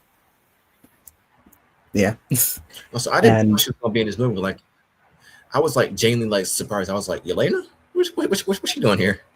yeah, it was a And that's the one surprising thing. cameo. Yeah, It's like the one thing they did keep secret for like a movie. yeah, And it was good.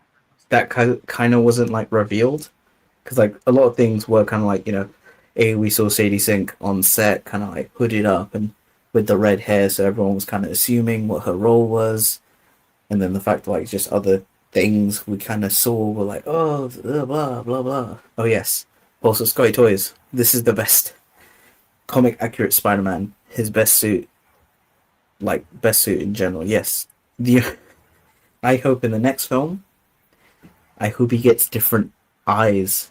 Like I'd want McFarlane eyes. Like oh boy, that's the Spider-Man eyes I want to see, because those eyes are like the ones he's had from like Homecoming and everything. So it's like it's you can see the lens kind of like sort of thing, and obviously that's how it works in real life. Like the lens moves closer to like do the differentiating like emotions like of eyes and everything. But I wish they give him a new shape, like maybe McFarlane-esque, because that'd be fun.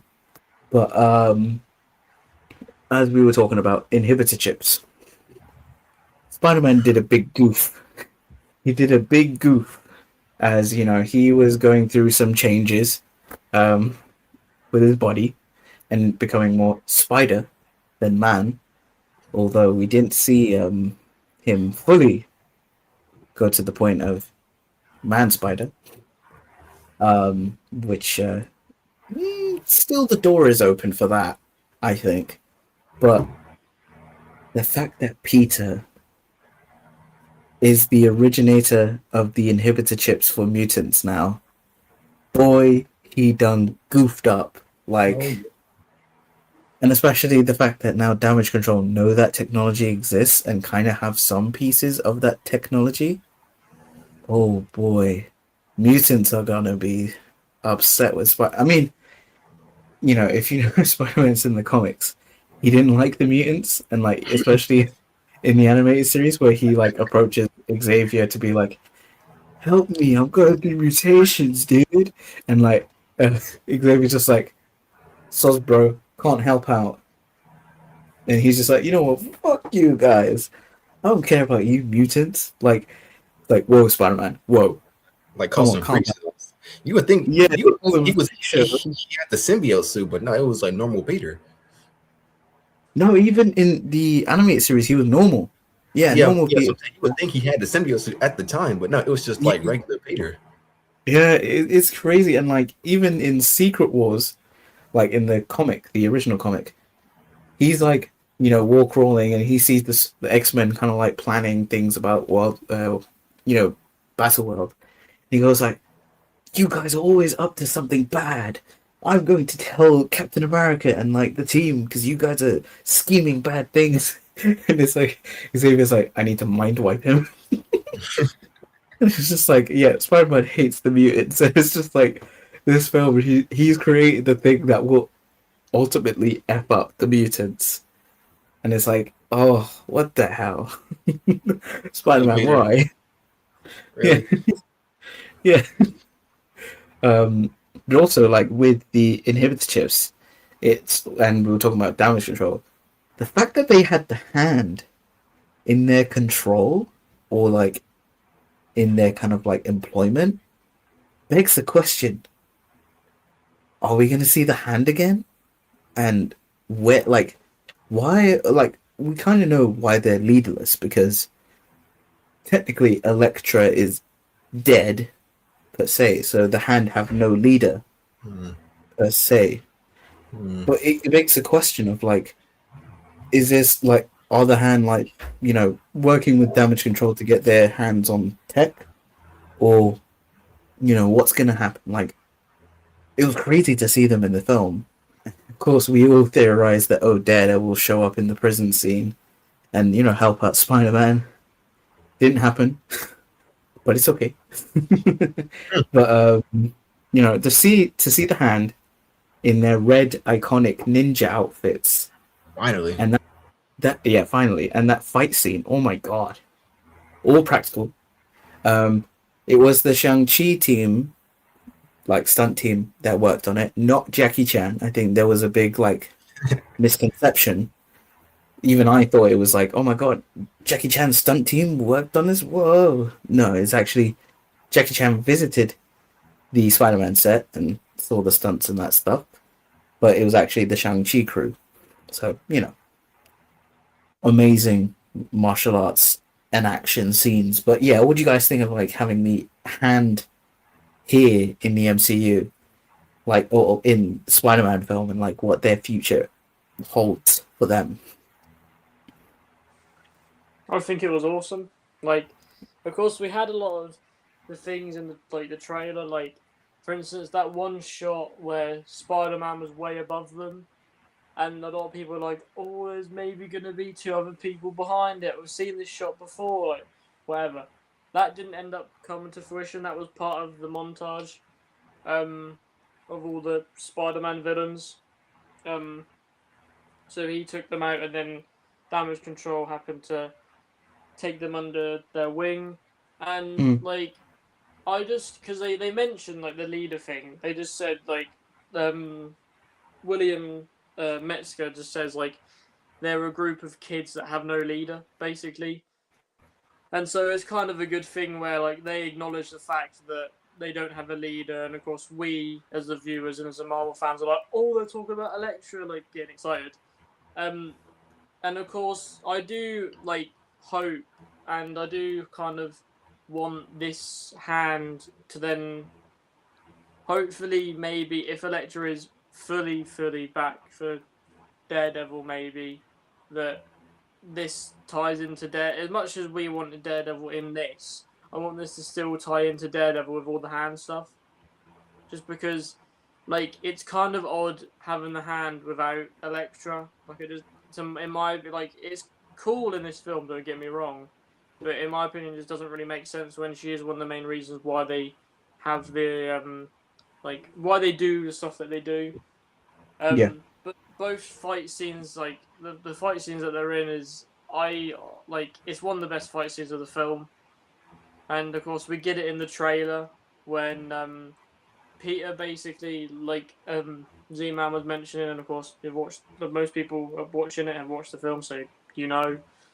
But the mutation that Peter's going through, of course, like by the end of the film, he kind of just embraces the spider part of his like the arachnid like mutation yeah, going up a bit, and they kind of just like merge with each other. And mm. of course, the scene in the trailer where he launches up and then turns around, goes back down, and does the massive like circle thing, basically like straight from The maybe video the game. Insomniac games.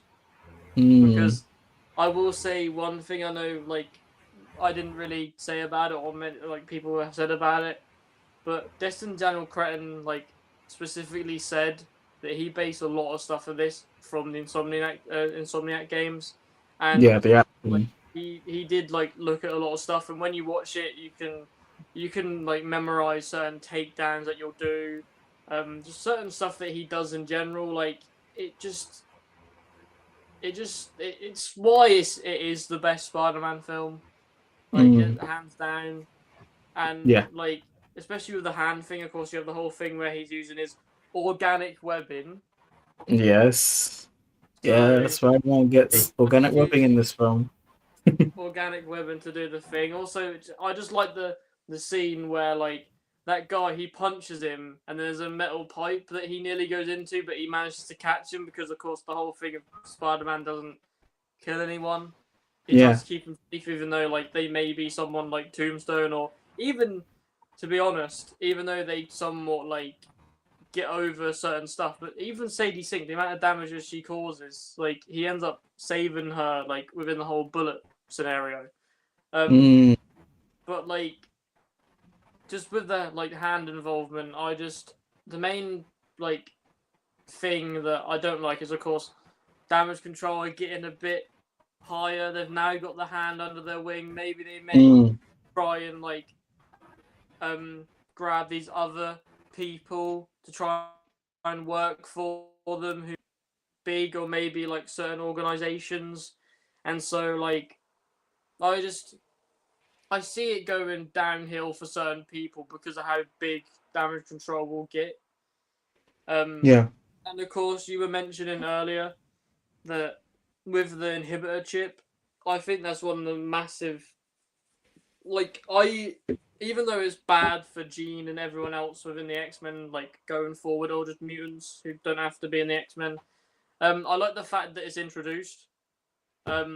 Because if they introduced it, or if they just didn't talk about it and then it's introduced in the X-Men film, even though it would have been kind of cool and kind of weird, but the fact that the main reason why Damage Control are most likely going to use it in the films to come is because Spider-Man made it.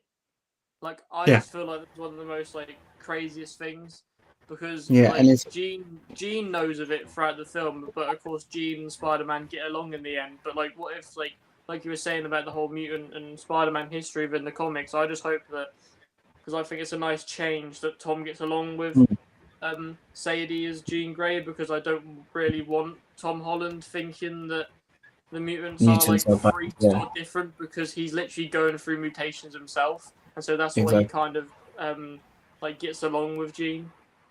Yeah, and it's good because like obviously I think one of the things people were like kind of like, oh my god, why is Jean so young? And I'm like, if you look at the actual debut of the X-Men team, they all were the same age as Spider-Man, like because the whole thing is like they their powers like develop during their kind of like puberty. So like at this point, you know, obviously we've seen like the fact that like Jean has her powers, but then they evolve to the point of like mass kind of like stopping of minds and everything, and you know developing telekinesis. So it's kind of cool to see like you know, and like it's hopeful like we do see her on the like bus, like on her way somewhere, and obviously I think it's obviously leading to her meeting Professor X. I don't know if she's always like the first member to be recruited, but it definitely alludes to that. But Zion, what were your kind of like thoughts of the hand just being there? Oh, Zion's gone. Uh-oh, he's having some technical difficulties. Um, but while we wait for him, I think what so here's were the things like the civilian part of the film. So like you had Ned, MJ, and then like MJ and Ned were kind of like, you know, obviously they've been the recurring members of the team, and obviously showing Peter Parker going through pretty much a depression of like seeing his friends, he being like and like avoiding the spotlight as Peter Parker. Like this film clearly was like it's Spider-Man and no one else, and like it was having like he was going for that focus, and you know he's got a working relationship with Detective Jean DeWolf, who you know I know the actress from The Bear. What a great show, by the way. But the fact that like Jean DeWolf and Spider-Man have a good working relationship in this film. So yeah, it is Liza Colon Zayas. I don't know how to pronounce her middle name, but she plays Detective Jean DeWolf, and like they have such a good relationship. They're like calling each other and everything. Like she's going like, Peter, like Spider-Man, you need to relax. Like she doesn't know who Spider-Man is, as in under the mask, which is good. But like it's showing how there's the kind of like relationship between the hero and like the police in the sense of like she's a good detective, so like there's that trust and the fact that oh, if you know her comic character, it's not gonna end well, unfortunately. You know, Jean DeWolf is very much a big character in like Spider-Man's mythos, and the fact that her kind of like what happens to her, because if you don't know, it's the Sin Eater arc where it directly relates to another character. But before we get to that, Zion, how's it going? What's happening? Okay, I should be good. I don't know. Okay, good. That's all right. That's all right. We were just talking about how, like, obviously the hand, and then we were discussing briefly about like Spider-Man's kind of like supporting cast. How initially it's Ned and MJ, but then the fact that they don't know who he is, and most of the film he's kind of like the kind of like distant stalker sort of situation where he's like viewing them kind of like from that side, and then like the fact that none of them know who he is, and then you get that big moment. And also, we were talking about Jean DeWolf, Detective Jean DeWolf, and it's like, uh-oh, if you know her comic counterpart, it doesn't end well with the whole Sin Eater arc, which directly goes towards obviously Sin Eater would be a great villain to have in the MCU, but also it's the case of it directly leads to Eddie Brock's introduction, because he's the one who falsely identifies like who the Sin Eater is, and then like that F's things up, and then she is the unfortunate victim of Sin Eater. And then obviously we know Eddie Brock, better known as Venom, on your t-shirt. But yeah, what did you think of like the kind of like supporting cast of like Ned, MJ, and then Jean DeWolf? Jean DeWolf, I didn't immediately like recognize her from both the comics and the I'm pretty sure she was in the 90s animated series, if I'm remembering correctly. As that like cop, was she? So I don't actually, I'm kind of like misremembering.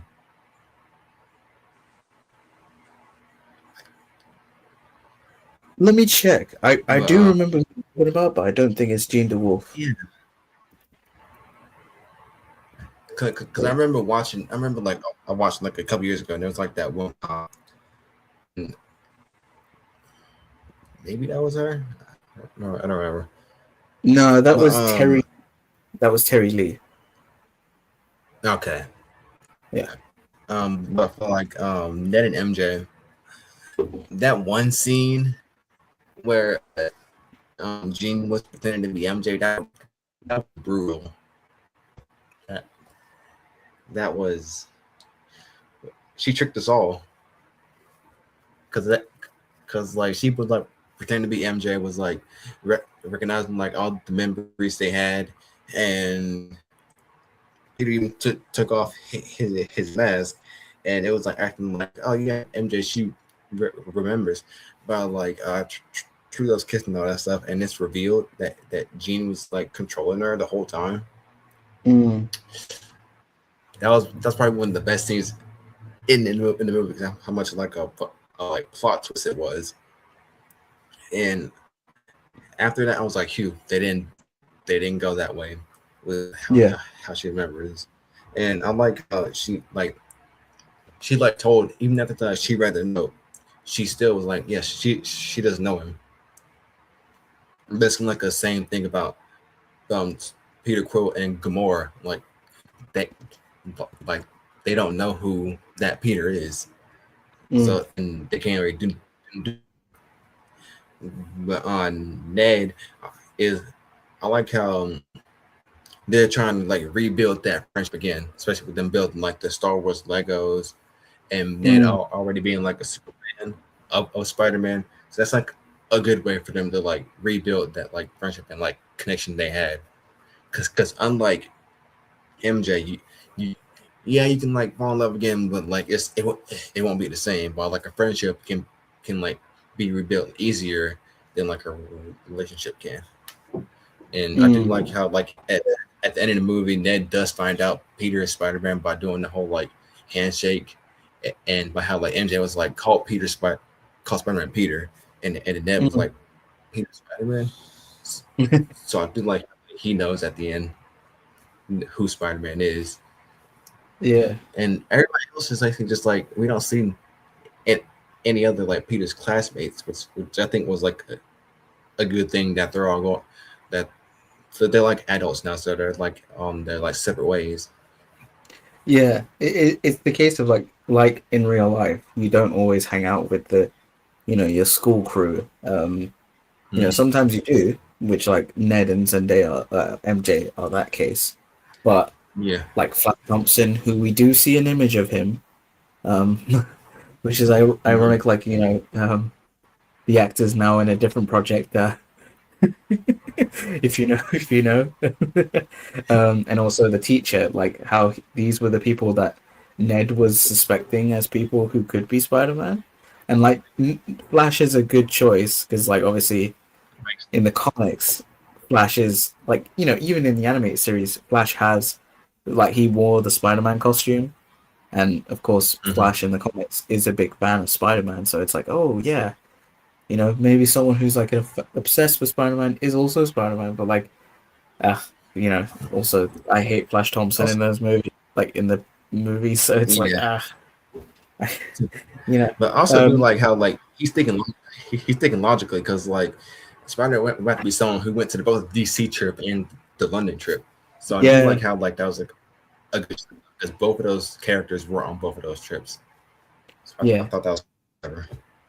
yeah, and it's a case of like, one of the things. Oh yeah, so Damien, yeah, it is Terry Lee from Menace Mysterio episode. That's what Zion was talking about. Okay. The pop. It's not Gene DeWolf. It's Terry Lee. Um, but like the fact that it definitely alludes to the point that like maybe because of Ned's magic, aka CEO, CEO, CEO, CEO. I'm joking. I'm joking. The fact that he does have experience, like we've seen him with magic in No Way Home, and I feel like that could have maybe when they did the whole handshake may have reversed the spell for him so that he remembered who Spider-Man people. It's a stretch, I know, and like I'm So I kind of think just it's just like going like, muscle oh, memory. possibly, but like I do feel like them doing that was definitely like a hint of maybe the magic is still in them, and then like in Ned and the fact that it's kind of like woken him up, and he knows people, like he knows like it kind of. I was thinking that, and maybe it's like a alluding to maybe his hobgoblin, future because I want to see it. um, hopefully with Ned, I think they will. but yeah, I do and think they and will also go to his hobgoblin, especially with him being like an addict to that one like energy drink. mm, yeah, yeah, exactly. So he So already to like something like that's like not good for him. yeah, because it could be like he's like, oh yeah, hey Peter Parker, like bro, what happened? Why didn't you come? And like he might be resentful because like when MJ read the letter, oh, what a scene! It was just like Spider-Man's just done this crazy thing, and then she's just like, I found this. Um, and it's just the case when she goes like, I don't love you. I was like, damn, Damn. damn. And it's like But I she agree goes with like, those. oh, yeah, it was like it was. Obviously, it's kind of like you don't want them to be immediately back together because then it would just hurt the point of the second, like the third film of No Way Home, of that spell and everything and his whole sacrifice. but like it was so rough. I was like, damn, Peter, you've just survived Hulk beating your ass, and now MJ has just destroyed your soul. And the fact that like after they have this discussion, she goes like, "Oh, can you swing me back home?" And it's just like, like I would have been like, "Whoa," and then be like, "No, get away from me!" And just go away, kind of thing. But he was just like, "Yeah, sure," because Spider-Man is always just like he's there for everyone, but he's not there for himself, and it's just like, damn, like him swinging with her like silent, and she's just like, damn. It was like this film definitely has the emotions, and it's like, oh, like, damn, I- and especially like if you wanted to say like future stuff with Jean DeWolf, now that we know she has kids, it's gonna be like even worse, like if she dies, like she leaves those two kids, and like they're gonna be like, "It's your fault, Spider-Man. It's your fault." It's like, oh boy, and like one of the things this film shows is like Spider-Man's kind of like sort of him holding back his like rage and everything. Like obviously when he was in the arachnid mode, he was like he almost killed Scorpion, and then he almost killed that cop because he was like, "Yeah, you," just like slammed Scorpion on that police car. It's like And like this. the police, it was like, damn, Scorpion's just like, what the hell? And like the fact that he wakes up from Jean's control and he's just like, what happened, Spider-Man? Ow! It's just like, damn.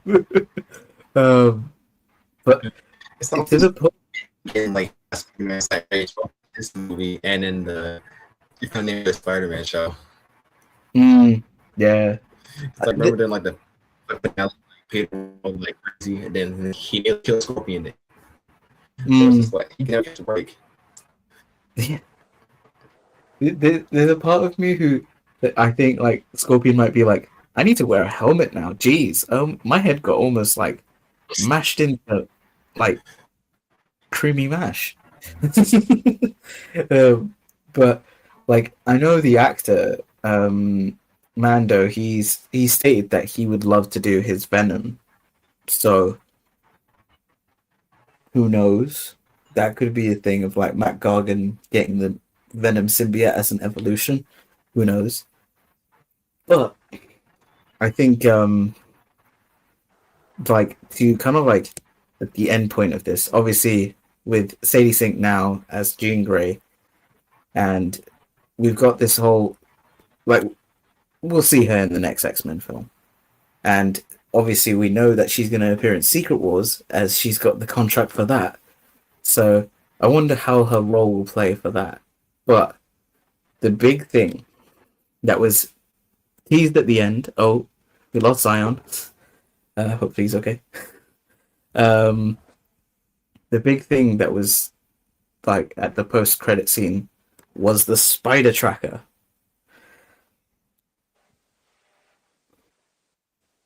We see like it's blinking is like current location unknown, and then it moves like the original tracker doesn't move, but the screen moves and like it glitches to another tracker.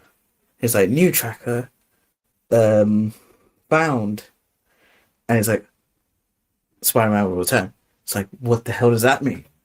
Now, what do you think, Ashwan? What does that mean for you? Like, what do you think that means? That whole spider tracker scene at the end. Instantly, so I have three conclusions because I had four, but I know it's definitely not going to be one of them, and that's Andrew Garfield.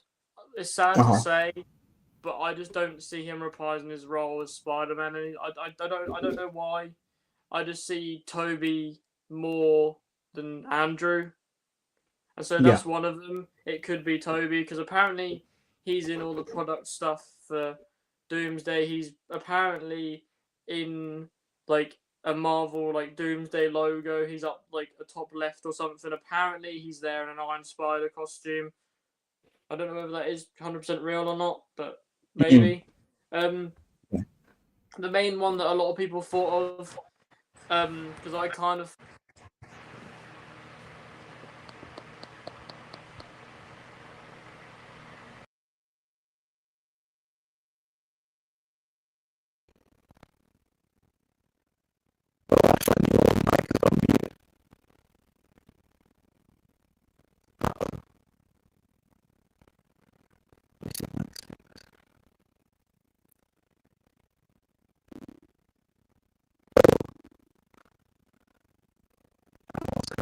Uh, Miles Morales, yes, Miles Morales. Let me see.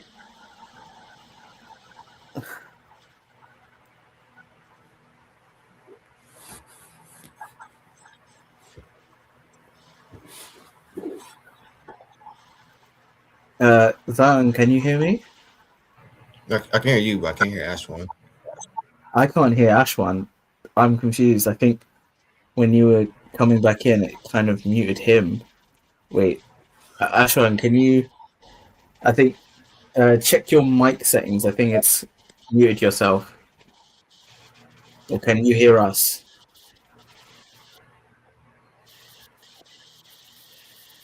I'm gonna go back Okay. and like. Okay, Ashwan will come back. Okay. Yeah, that's perfect fine. Um, so we were just chatting about how what we were saying what the spider tracker would be. I know Ashwan will get his point. If you will talk about his, but what did you think the spider tracker at the end credit scene? What do you think that alludes to? Now Scotty Toy says Miles There's two. Morales, but Yes, that's one. There's like two main options. It seems like Miles Morales because like it does. You can see like it has like that little like glitching effect, similar to like the Spider Verse glitching. So it could be yeah. something with that, or it's the whole like multiverse Doomsday Secret Wars shenanigans that's Mm, gonna like go on. It's one of those two like options. It's just only a matter of okay. like which one, because I can see it being both, and I wouldn't be mad if it was like either one. Yeah. And It's then like both kind of just like 50. yeah, it could be any because it just alludes to a new spider. So it's like it could be Andrew, could be Toby, could be Miles, could be anyone. But Ashwan, you were saying what you thought. I think it muted that point. But what were your thoughts on the spider tracker? Oh, Oh, so I so thought I that. thought that Oh, there's an echo. there's an echo. I can hear for Oh, some reason. for some reason. Let me see. Oh, Okay, hold up. we caught the Kenny recap disease. Oh, no. How about now? Is it fine? Is it fine? Hello? Hello? Oh, I I can don't still hear hear an you. echo. I can still hear. Oh, you can still hear. Yeah. Fuck. Yeah. Damn it! The recap has cursed me with the audio. Quick, let me see if I can find a fix for it.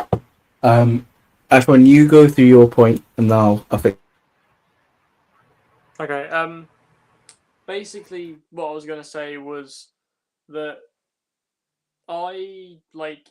So I had four options that it could be, but I narrowed it down to three just because personally I don't think Andrew Garfield will reprise his role as Spider-Man as much as I would like him to. I don't think he is. I think he's the least likely out of all the Spider-Men. But the three Yeah. that I kind of went by and thought that it could be is the first one I thought about, and the one that I thought about the most and instantly started talking to my cousin about it was I want it to be and think it may be Miles. Because it makes sense with Secret Wars. Of course, one of his main introductions into Marvel is through Secret Wars. Of course, he's part of that 2015 run. Um, that they said they're doing that for the Secret Wars movie. And he's in space, so it makes sense.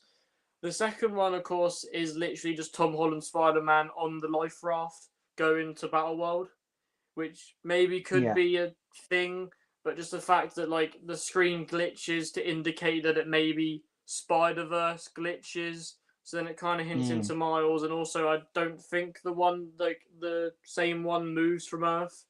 But the third one, and probably the least likely, but I honestly don't know, would be Toby Maguire reprising his role, just because in recent like stuff for Avengers Doomsday, there's a Marvel logo with all the Avengers Doomsday characters in it, and it has Toby in it, in an Iron Spider outfit.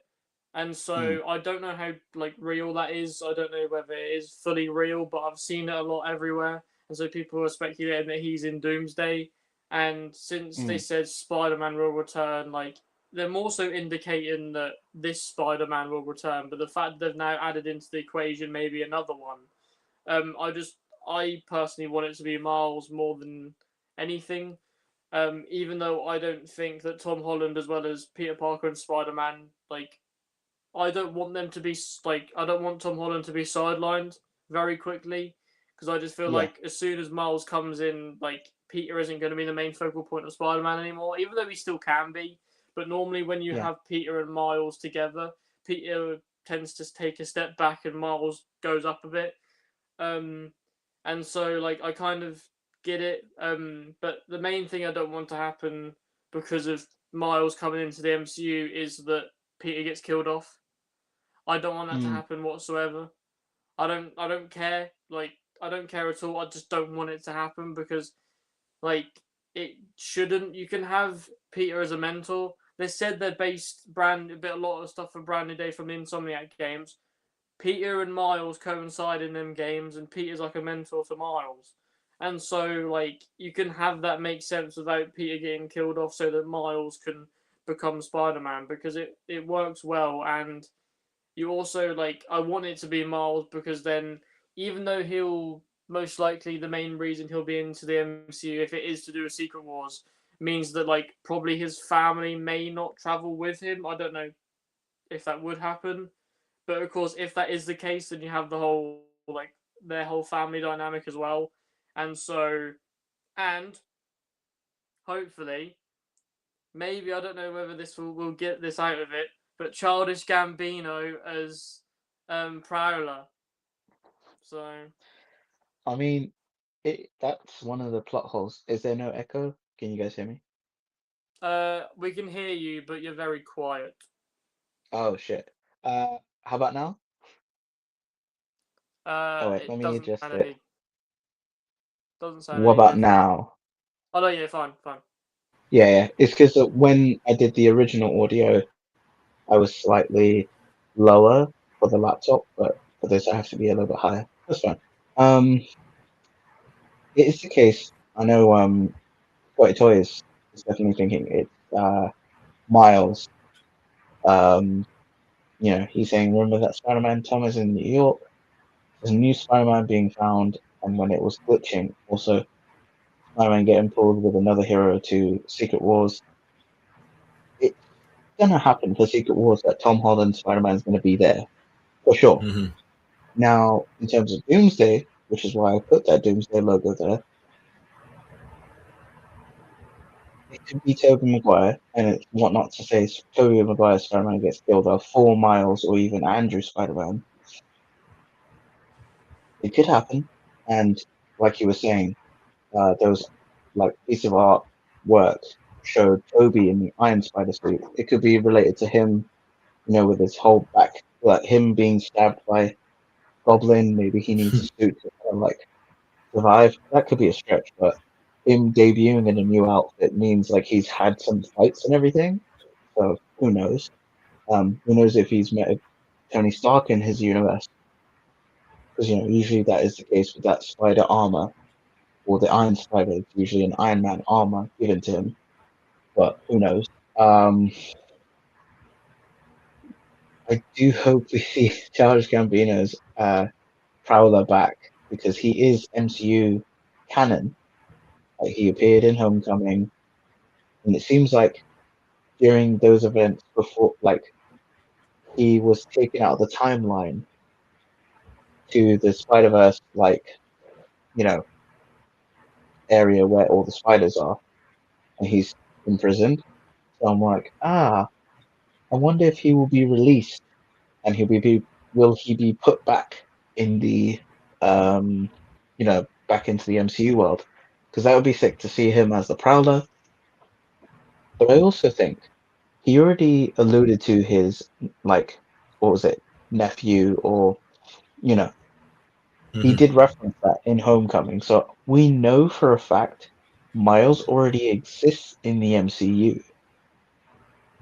It's a question of, will he get the spider powers, or like we're saying, maybe a multiversal version of Miles shows up instead.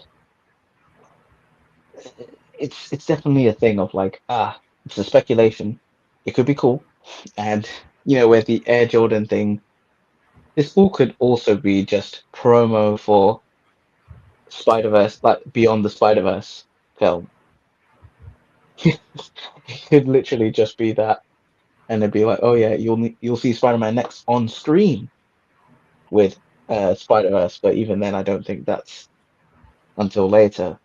But yeah, for me, I have to say, I think it is Tobey Maguire. It can't be like it could be like all two of the other Spider-Men, like Andrew and Toby, but they like cut the tracker scene so it didn't allude to like another tracker being found as well. So it's definitely it's definitely in it like a speculation thing of like, oh, who knows what it could lead to. Um, it's chaos, literally. Um, could it be that little kid tease at the end, or again, am I dreaming? I don't think that kid was Miles. That would be way too young because like already established as Miles being like existing in the MCU. I don't think he would be that young now. You mean the one that Like like that. did this like at the end when he walked out the hospital? Yeah. I always thought that was just like Gene like controlling him. No, I just thought it was a kid. I thought it was just a kid going like pew pew, and Peter's just like respect you. I didn't think like that being of much of like anything, but yeah. So as our final thoughts, what do you think is next for Spider-Man in terms of like Tom Holland Spider-Man? What do you guys think? We'll go Zion. What do you think? They hinted like so much about him having like that mutation, him like getting like extra powers, and especially like his rage. Knowing the secret words coming up, symbiote, like it has to be like the like symbiote suit, because especially with how like what he went through like in this movie, especially like MJ saying like he like she doesn't love him. It's just like yeah, he's gonna have like some issues, and the symbiote comes in like always at like the perfect time for to like take over. And we need in Secret Wars, we needed have that comic like recreating where he first gets the symbiote suit. Now for like villains, I think will do more street level villains. I don't think Venom will be like the main villain of like five. I think if anything, Venom will be in six, because I think he gets rid of the symbiote suit at the end of five. But for like villains, I can see like maybe Craven, or the thing is that like I know like Kevin Feige said he's not gonna like reuse any like No Way Home villains, so that's like eliminates like a lot. But he never said anything But about like not using like Sony villains. that's the thing. Like obviously when we had the whole like No Way Home situation, they could still do those villains. I feel like obviously now Peter Parker will know who they are immediately. He'll be Yeah, like, it's oh, just Kevin Feige, he said like specifically like he's trying to like he doesn't want to like reuse any yeah, villains. yeah, I'm just like taking his word which for it. yeah. So then it's the case of like they could do like characters like I know we had Shocker in Homecoming, but if we could get proper Shocker, I mean we have to get that scene if he has the black suit. We need that scene. Shocker. Um, I think that. maybe characters. I don't know if Chameleon's off the table because he appeared in the Sony verse, Yeah, but he it's never like, said like he never said like he wouldn't use any like Sony villains. He just said like No Way Home. So I can see yeah, like No those Way coming Home. in Yeah, because we still need to. um, We're getting a Venom like sometime, and he was already like a Sony thing, so they can use yeah, that. and yeah, and Scotty says it's like the glitch at the end of Spider-Man Brand New Day is just a way of showing Spider-Man's signal has left a normal reality, either outer space or another universe. So yeah, exactly. And Damien was mentioning Jackal. He he really wants Jackal, and I think um, That's a good possibility. Like yeah, it Jackal, could be. Spider Slayers. Like I can see them like bringing in like one of those like more like not lesser known but like B tier level Spider-Man villains. Yeah, and he also mentions Hammerhead would be a Mm-hmm. dream villain. And I remember there was a rumor casting of someone. I remember we were talking about like it was Boyd Halbrook or something like that, who was like in the talks to play Hammerhead for the MCU, and I was like, oh, I wonder. And like how we were talking about how the comic covers were recreated, um, and how that scene was kind of cut. He did say, the director did say that it could be a case that they would reuse that, like some of that footage for the next film. So never lose hope Mm-hmm. that we could get even more villains being recreated, and maybe they have more of a plot of like having like stuff to do. Big wheel. So, but yeah, definitely. I think like you said, I think the symbiote Spider-Man is inevitable in Secret Wars for Tom Holland, and then the next film will have that him in the suit. And I do hope they don't do Venom straight away, and they lead that for the next film after that. But yeah, those are some great thoughts. Ashwan, what about your final thoughts of like, what do you want to see next for Tom Holland's Spider-Man? Well, I think like definitely Secret Wars, like he's definitely getting the symbiote. The fact that they've specifically said, I know of course there's other stuff that happens in the 2015 Secret Wars, but because they've said that that happens, like of course even though the symbiote is in the original one, but have the symbiote in like to do with Secret Wars as well as so to add into 2015 thing, I think Miles definitely should come in. And one of my main things that I want to see happen, as well as Spider Man get a fifth and sixth film, that part of the fifth and sixth film, like maybe six, depending on when he loses a symbiote suit, but that part of five be Miles dealing with Peter on how he is. Because one thing that I love with the Insomniac game, Spider Man 2, is that Miles has to deal with Peter like this. And and just like their dynamic in the game, I just feel like would be really good in the film because, like Zion was saying about maybe having Craven. Of course, you literally have the Last Hunt storyline within that film.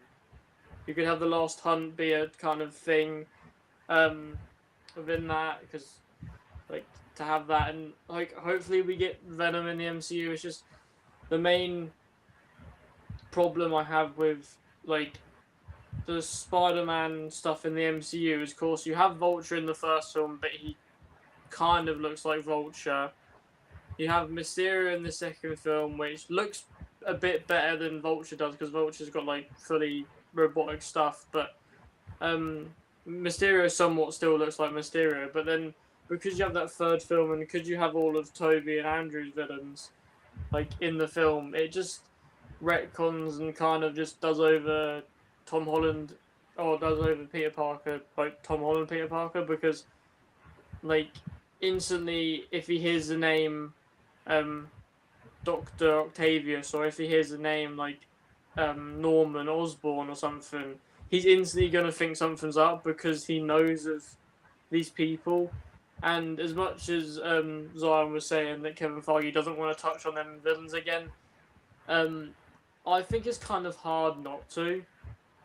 Mm, Like all the especially the villains that are in that film are so important to Spider-Man and to how Spider-Man can develop up in the further MCU that I feel like he has to try and Kevin Feige has to try and do something where like maybe after Secret War something happens where Peter then doesn't remember, or I don't know how it's going to go down, but like I just feel like we need a Norman in the MCU to then have the whole Oscorp thing, as well as have Harry as a new best friend for Peter, because maybe Ned still doesn't remember him, and so then he has to kind of, even though he wouldn't want to, but kind of leave Ned and MJ for a little bit to then find this new friend, and then maybe that then leads into him then being with Gwen or Felicia Hardy or someone else like that. Please, Black Cat, but if it goes on to that point, then maybe that. But it's just a case of like even not even just Norman, just like Doc Ock as well. It's just, I mean, the main one I want to see, of course, I mentioned it at the start. Just Sandman, John Cena as Sandman, just would be pretty funny. Like Yeah, I know it sounds like stupid and whatever, but like just like is what he's I perfect. love Sandman in Spider-Man 3. Like that actor plays a great job as Sandman, but just to have Sandman up against this Peter and all these other villains to go up against Peter, even though we didn't get too many Spider-Man villains in this film, I just hope that like one of the main ones that I want to see more screen time, of course, is Scorpion and Tombstone. Mm, Just because like Tombstone's actor in that role seemed to play like a really good role. Like he is meant for that role. And like Scorpion the same, like of course had to wait 10 years to play Scorpion again, and as yeah, much as he got his kind of screen time to then not be kind of the the main main villain or villain. given more screen time within like a Spider-Man film. I feel like in the next one, if not maybe the one afterwards, he gets given a bit more screen time and he can kind of do stuff, because one main like problem but kind of good thing is you were mentioning about the whole masks thing, and I feel like if Scorpion does show up again, he has a completely new suit because Spider-Man ripped off his Yeah, tail, yeah, and so exactly. like he is gonna have some sort of like new suit or something to do with that. Maybe he has the weird looking end of his stinger, but the rounded end. But Yeah, maybe, maybe not. I, But I just yeah, want to see I like could see. Spider-Man villains. Yeah, um, yeah, no, I think we all want to see different Spider-Man villains be done, and also the ones that were done in the old films, but be done for the modern films, for like Tom Holland's like Rogues Gallery. So I do agree that, a Green Goblin would be awesome. Doctor Octopus would be would be sick. Sandman, even like Electro and Lizard. Lizard would be cool, and like having introduction of Dr. Connors being like would be cool as like a first a hero, like you know a human character to interact with Peter Parker, and then have the whole, oh, he's a villain kind of thing. Like it would work, but it's obviously, I do hope with Secret Wars we get kind of like a maybe kind of like rewrite of reality. So like certain things that happened kind of like be forgotten, of like, oh, we had all these multiversal shit things of like, not shit things, but you know what I mean. Of the Toby universe Spider villains. So then like when Spider-Man does meet these villains, he has somewhat of a vague memory, but not like a full memory of them. Like he'll be like, "Oh, don't I remember you guys?" Like kind of like I don't want to say a mind wipe per se, because it'd be weird because they'd be like, "Oh no, you just erased that film." But it's like, because it's in a tricky situation, you don't want to have like, oh, him being like, "Oh, I know this guy's going to be a bad guy. Let me try and fix him now," or, "Oh, I don't trust Norman Osborn straight away," kind of thing. So it's always a case of like the MCU kind of shot themselves in the foot because of that film. But hopefully, with Secret Wars, we may get some rewrites of the timeline of history, because we know that like that's going to be the thing of Secret Wars, and I think we definitely should have a discussion about like Secret Wars and Doomsday's kind of like, well, Doomsday first because that's coming soon, and then like what we think Secret Wars will happen. So let us know if you want to see that in the comments below. Um, Before we sign off, Scotty Toys is like agreeing with us, like Tom Holland will be the symbiote for Secret Wars, and he'll link up with the Thunderbolts. maybe that's how he gets it. But Doomsday pulls other heroes from the other universes. So yeah, I think that, and like he's saying that's where we'll see Toby, and maybe we get Miles from that. Um, like Miles is from a different reality. It could work. Um, but yeah, for me, I definitely want to see more grounded takes for the MCU, like heroes and like as in like we see more of the street level stuff. So don't want to go too fantastical. I think obviously symbiote is going to be a given, but him maybe we get the whole Cine to arc, like so we see some of his rage kind of like at first when he's in the black suit he's okay, but then because of the whole F up, like maybe we get Eddie Brock introduced in the fifth film, and then like he's the one who causes Jean DeWolf's death because he does the whole Cine to like you know saying oh it's this guy instead of actually being the actual guy. That could happen. I would love to see the Magia crime family, kind of like that side of the story, like Hammerhead, Silvermane, maybe Kingpin. Count Who Nefaria. knows? Count Nefari, yeah. Yeah, I'd love to see more underrated characters be there for the Spider-Man. Um, oh, okay. Um, and before we end off, Damien has sent a link to us on Instagram with the Scorpion actor talking about his. Oh no, that's a bit long. But he talks about how he wants to do like the symbiote Spider-Man, a symbiote Venom for his Scorpion. But we'll check that in a bit. But I do appreciate you sending that link. Thank you, Damien. But yes, Yeah, I think that Scorpion is is gonna our be like in all three movies. who? I think Scorpion's gonna be in like all three movies, like similar to how like Scarecrow was in the Nolan trilogy, where he was in like all three movies, just Oh like a yeah. villain, just like fight, just like randomly. Mm, yeah, maybe. Yeah, that would be sick. Um, yeah, I'd like that as a recurring villain. Like Hmm. Peter goes, "Oh, look at you! You got a new suit," and he's like, "Yeah, I'm more ready for you, Spider-Man, this time." Kind of like they have this recurring banter, and then like when kind of like Spider-Man goes like super serious mode, he's like, "This isn't you, Spider-Man. You ain't like this usually." And like maybe you have a different kind of like dynamic, and then he gets the symbiote suit. Maybe he becomes the kind of like Eddie Brock kind of situation of like having that Spider-Man, I hate you kind of thing. Maybe.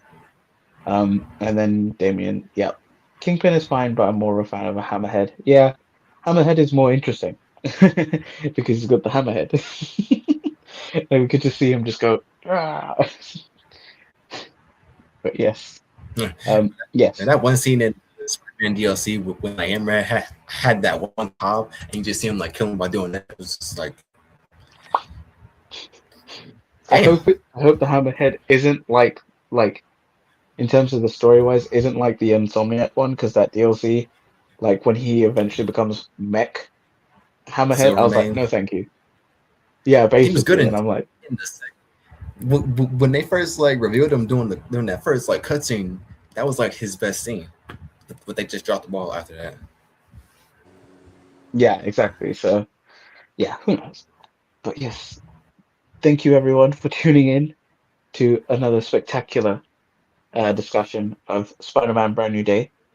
Hope you all enjoyed it. So now let's all do our sign off dealio. We'll go from Z to A. Zion, where can the lovely people find you? You can find me here every Saturday, every 2 weeks on Legend Liquor. Tomorrow on Group Two, because that's the best group. Sometimes on Who's Extra Show if I feel like it, and on Instagram, not at Degenerosity anymore, at collecting underscore chronicles. Don't get the underscore. And yes, the link has There been you go. changed. Yep, the link has changed, and here it is. So make sure you go follow him for his awesome poses and his like collection updates. So you gotta check that out. But yeah, awesome. And then Ashwan, where can the lovely people find you? Ashwan231 on Instagram, Ashwan231 Comics on YouTube, where I post my weekly comic videos. Of course, here every week on the Gen Z Report. Of course, we've done Spider-Man Brand New Day. Today, talks, spoiler talks. Of course, we've done Rank the Movies before. I don't know what we're going to be doing next week, but you'll find out. Of course, tomorrow is Legends and Liquor, and I will be there, Group 2, which does happen to be the best group, which you'll see my face, Zion's, maybe Z-Man's. So definitely tune in that. But that's every 2 weeks. And of course, I appear on the Thursday Extra show this week. Dan had a special guest with him, and maybe many more people from the community just talking. So become a member, guys, because you can watch that. So yeah.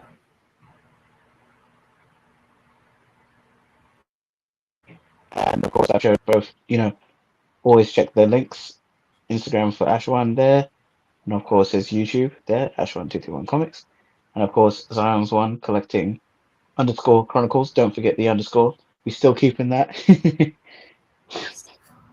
And of course, you guys can find me here on the Gen Z Report every Saturday.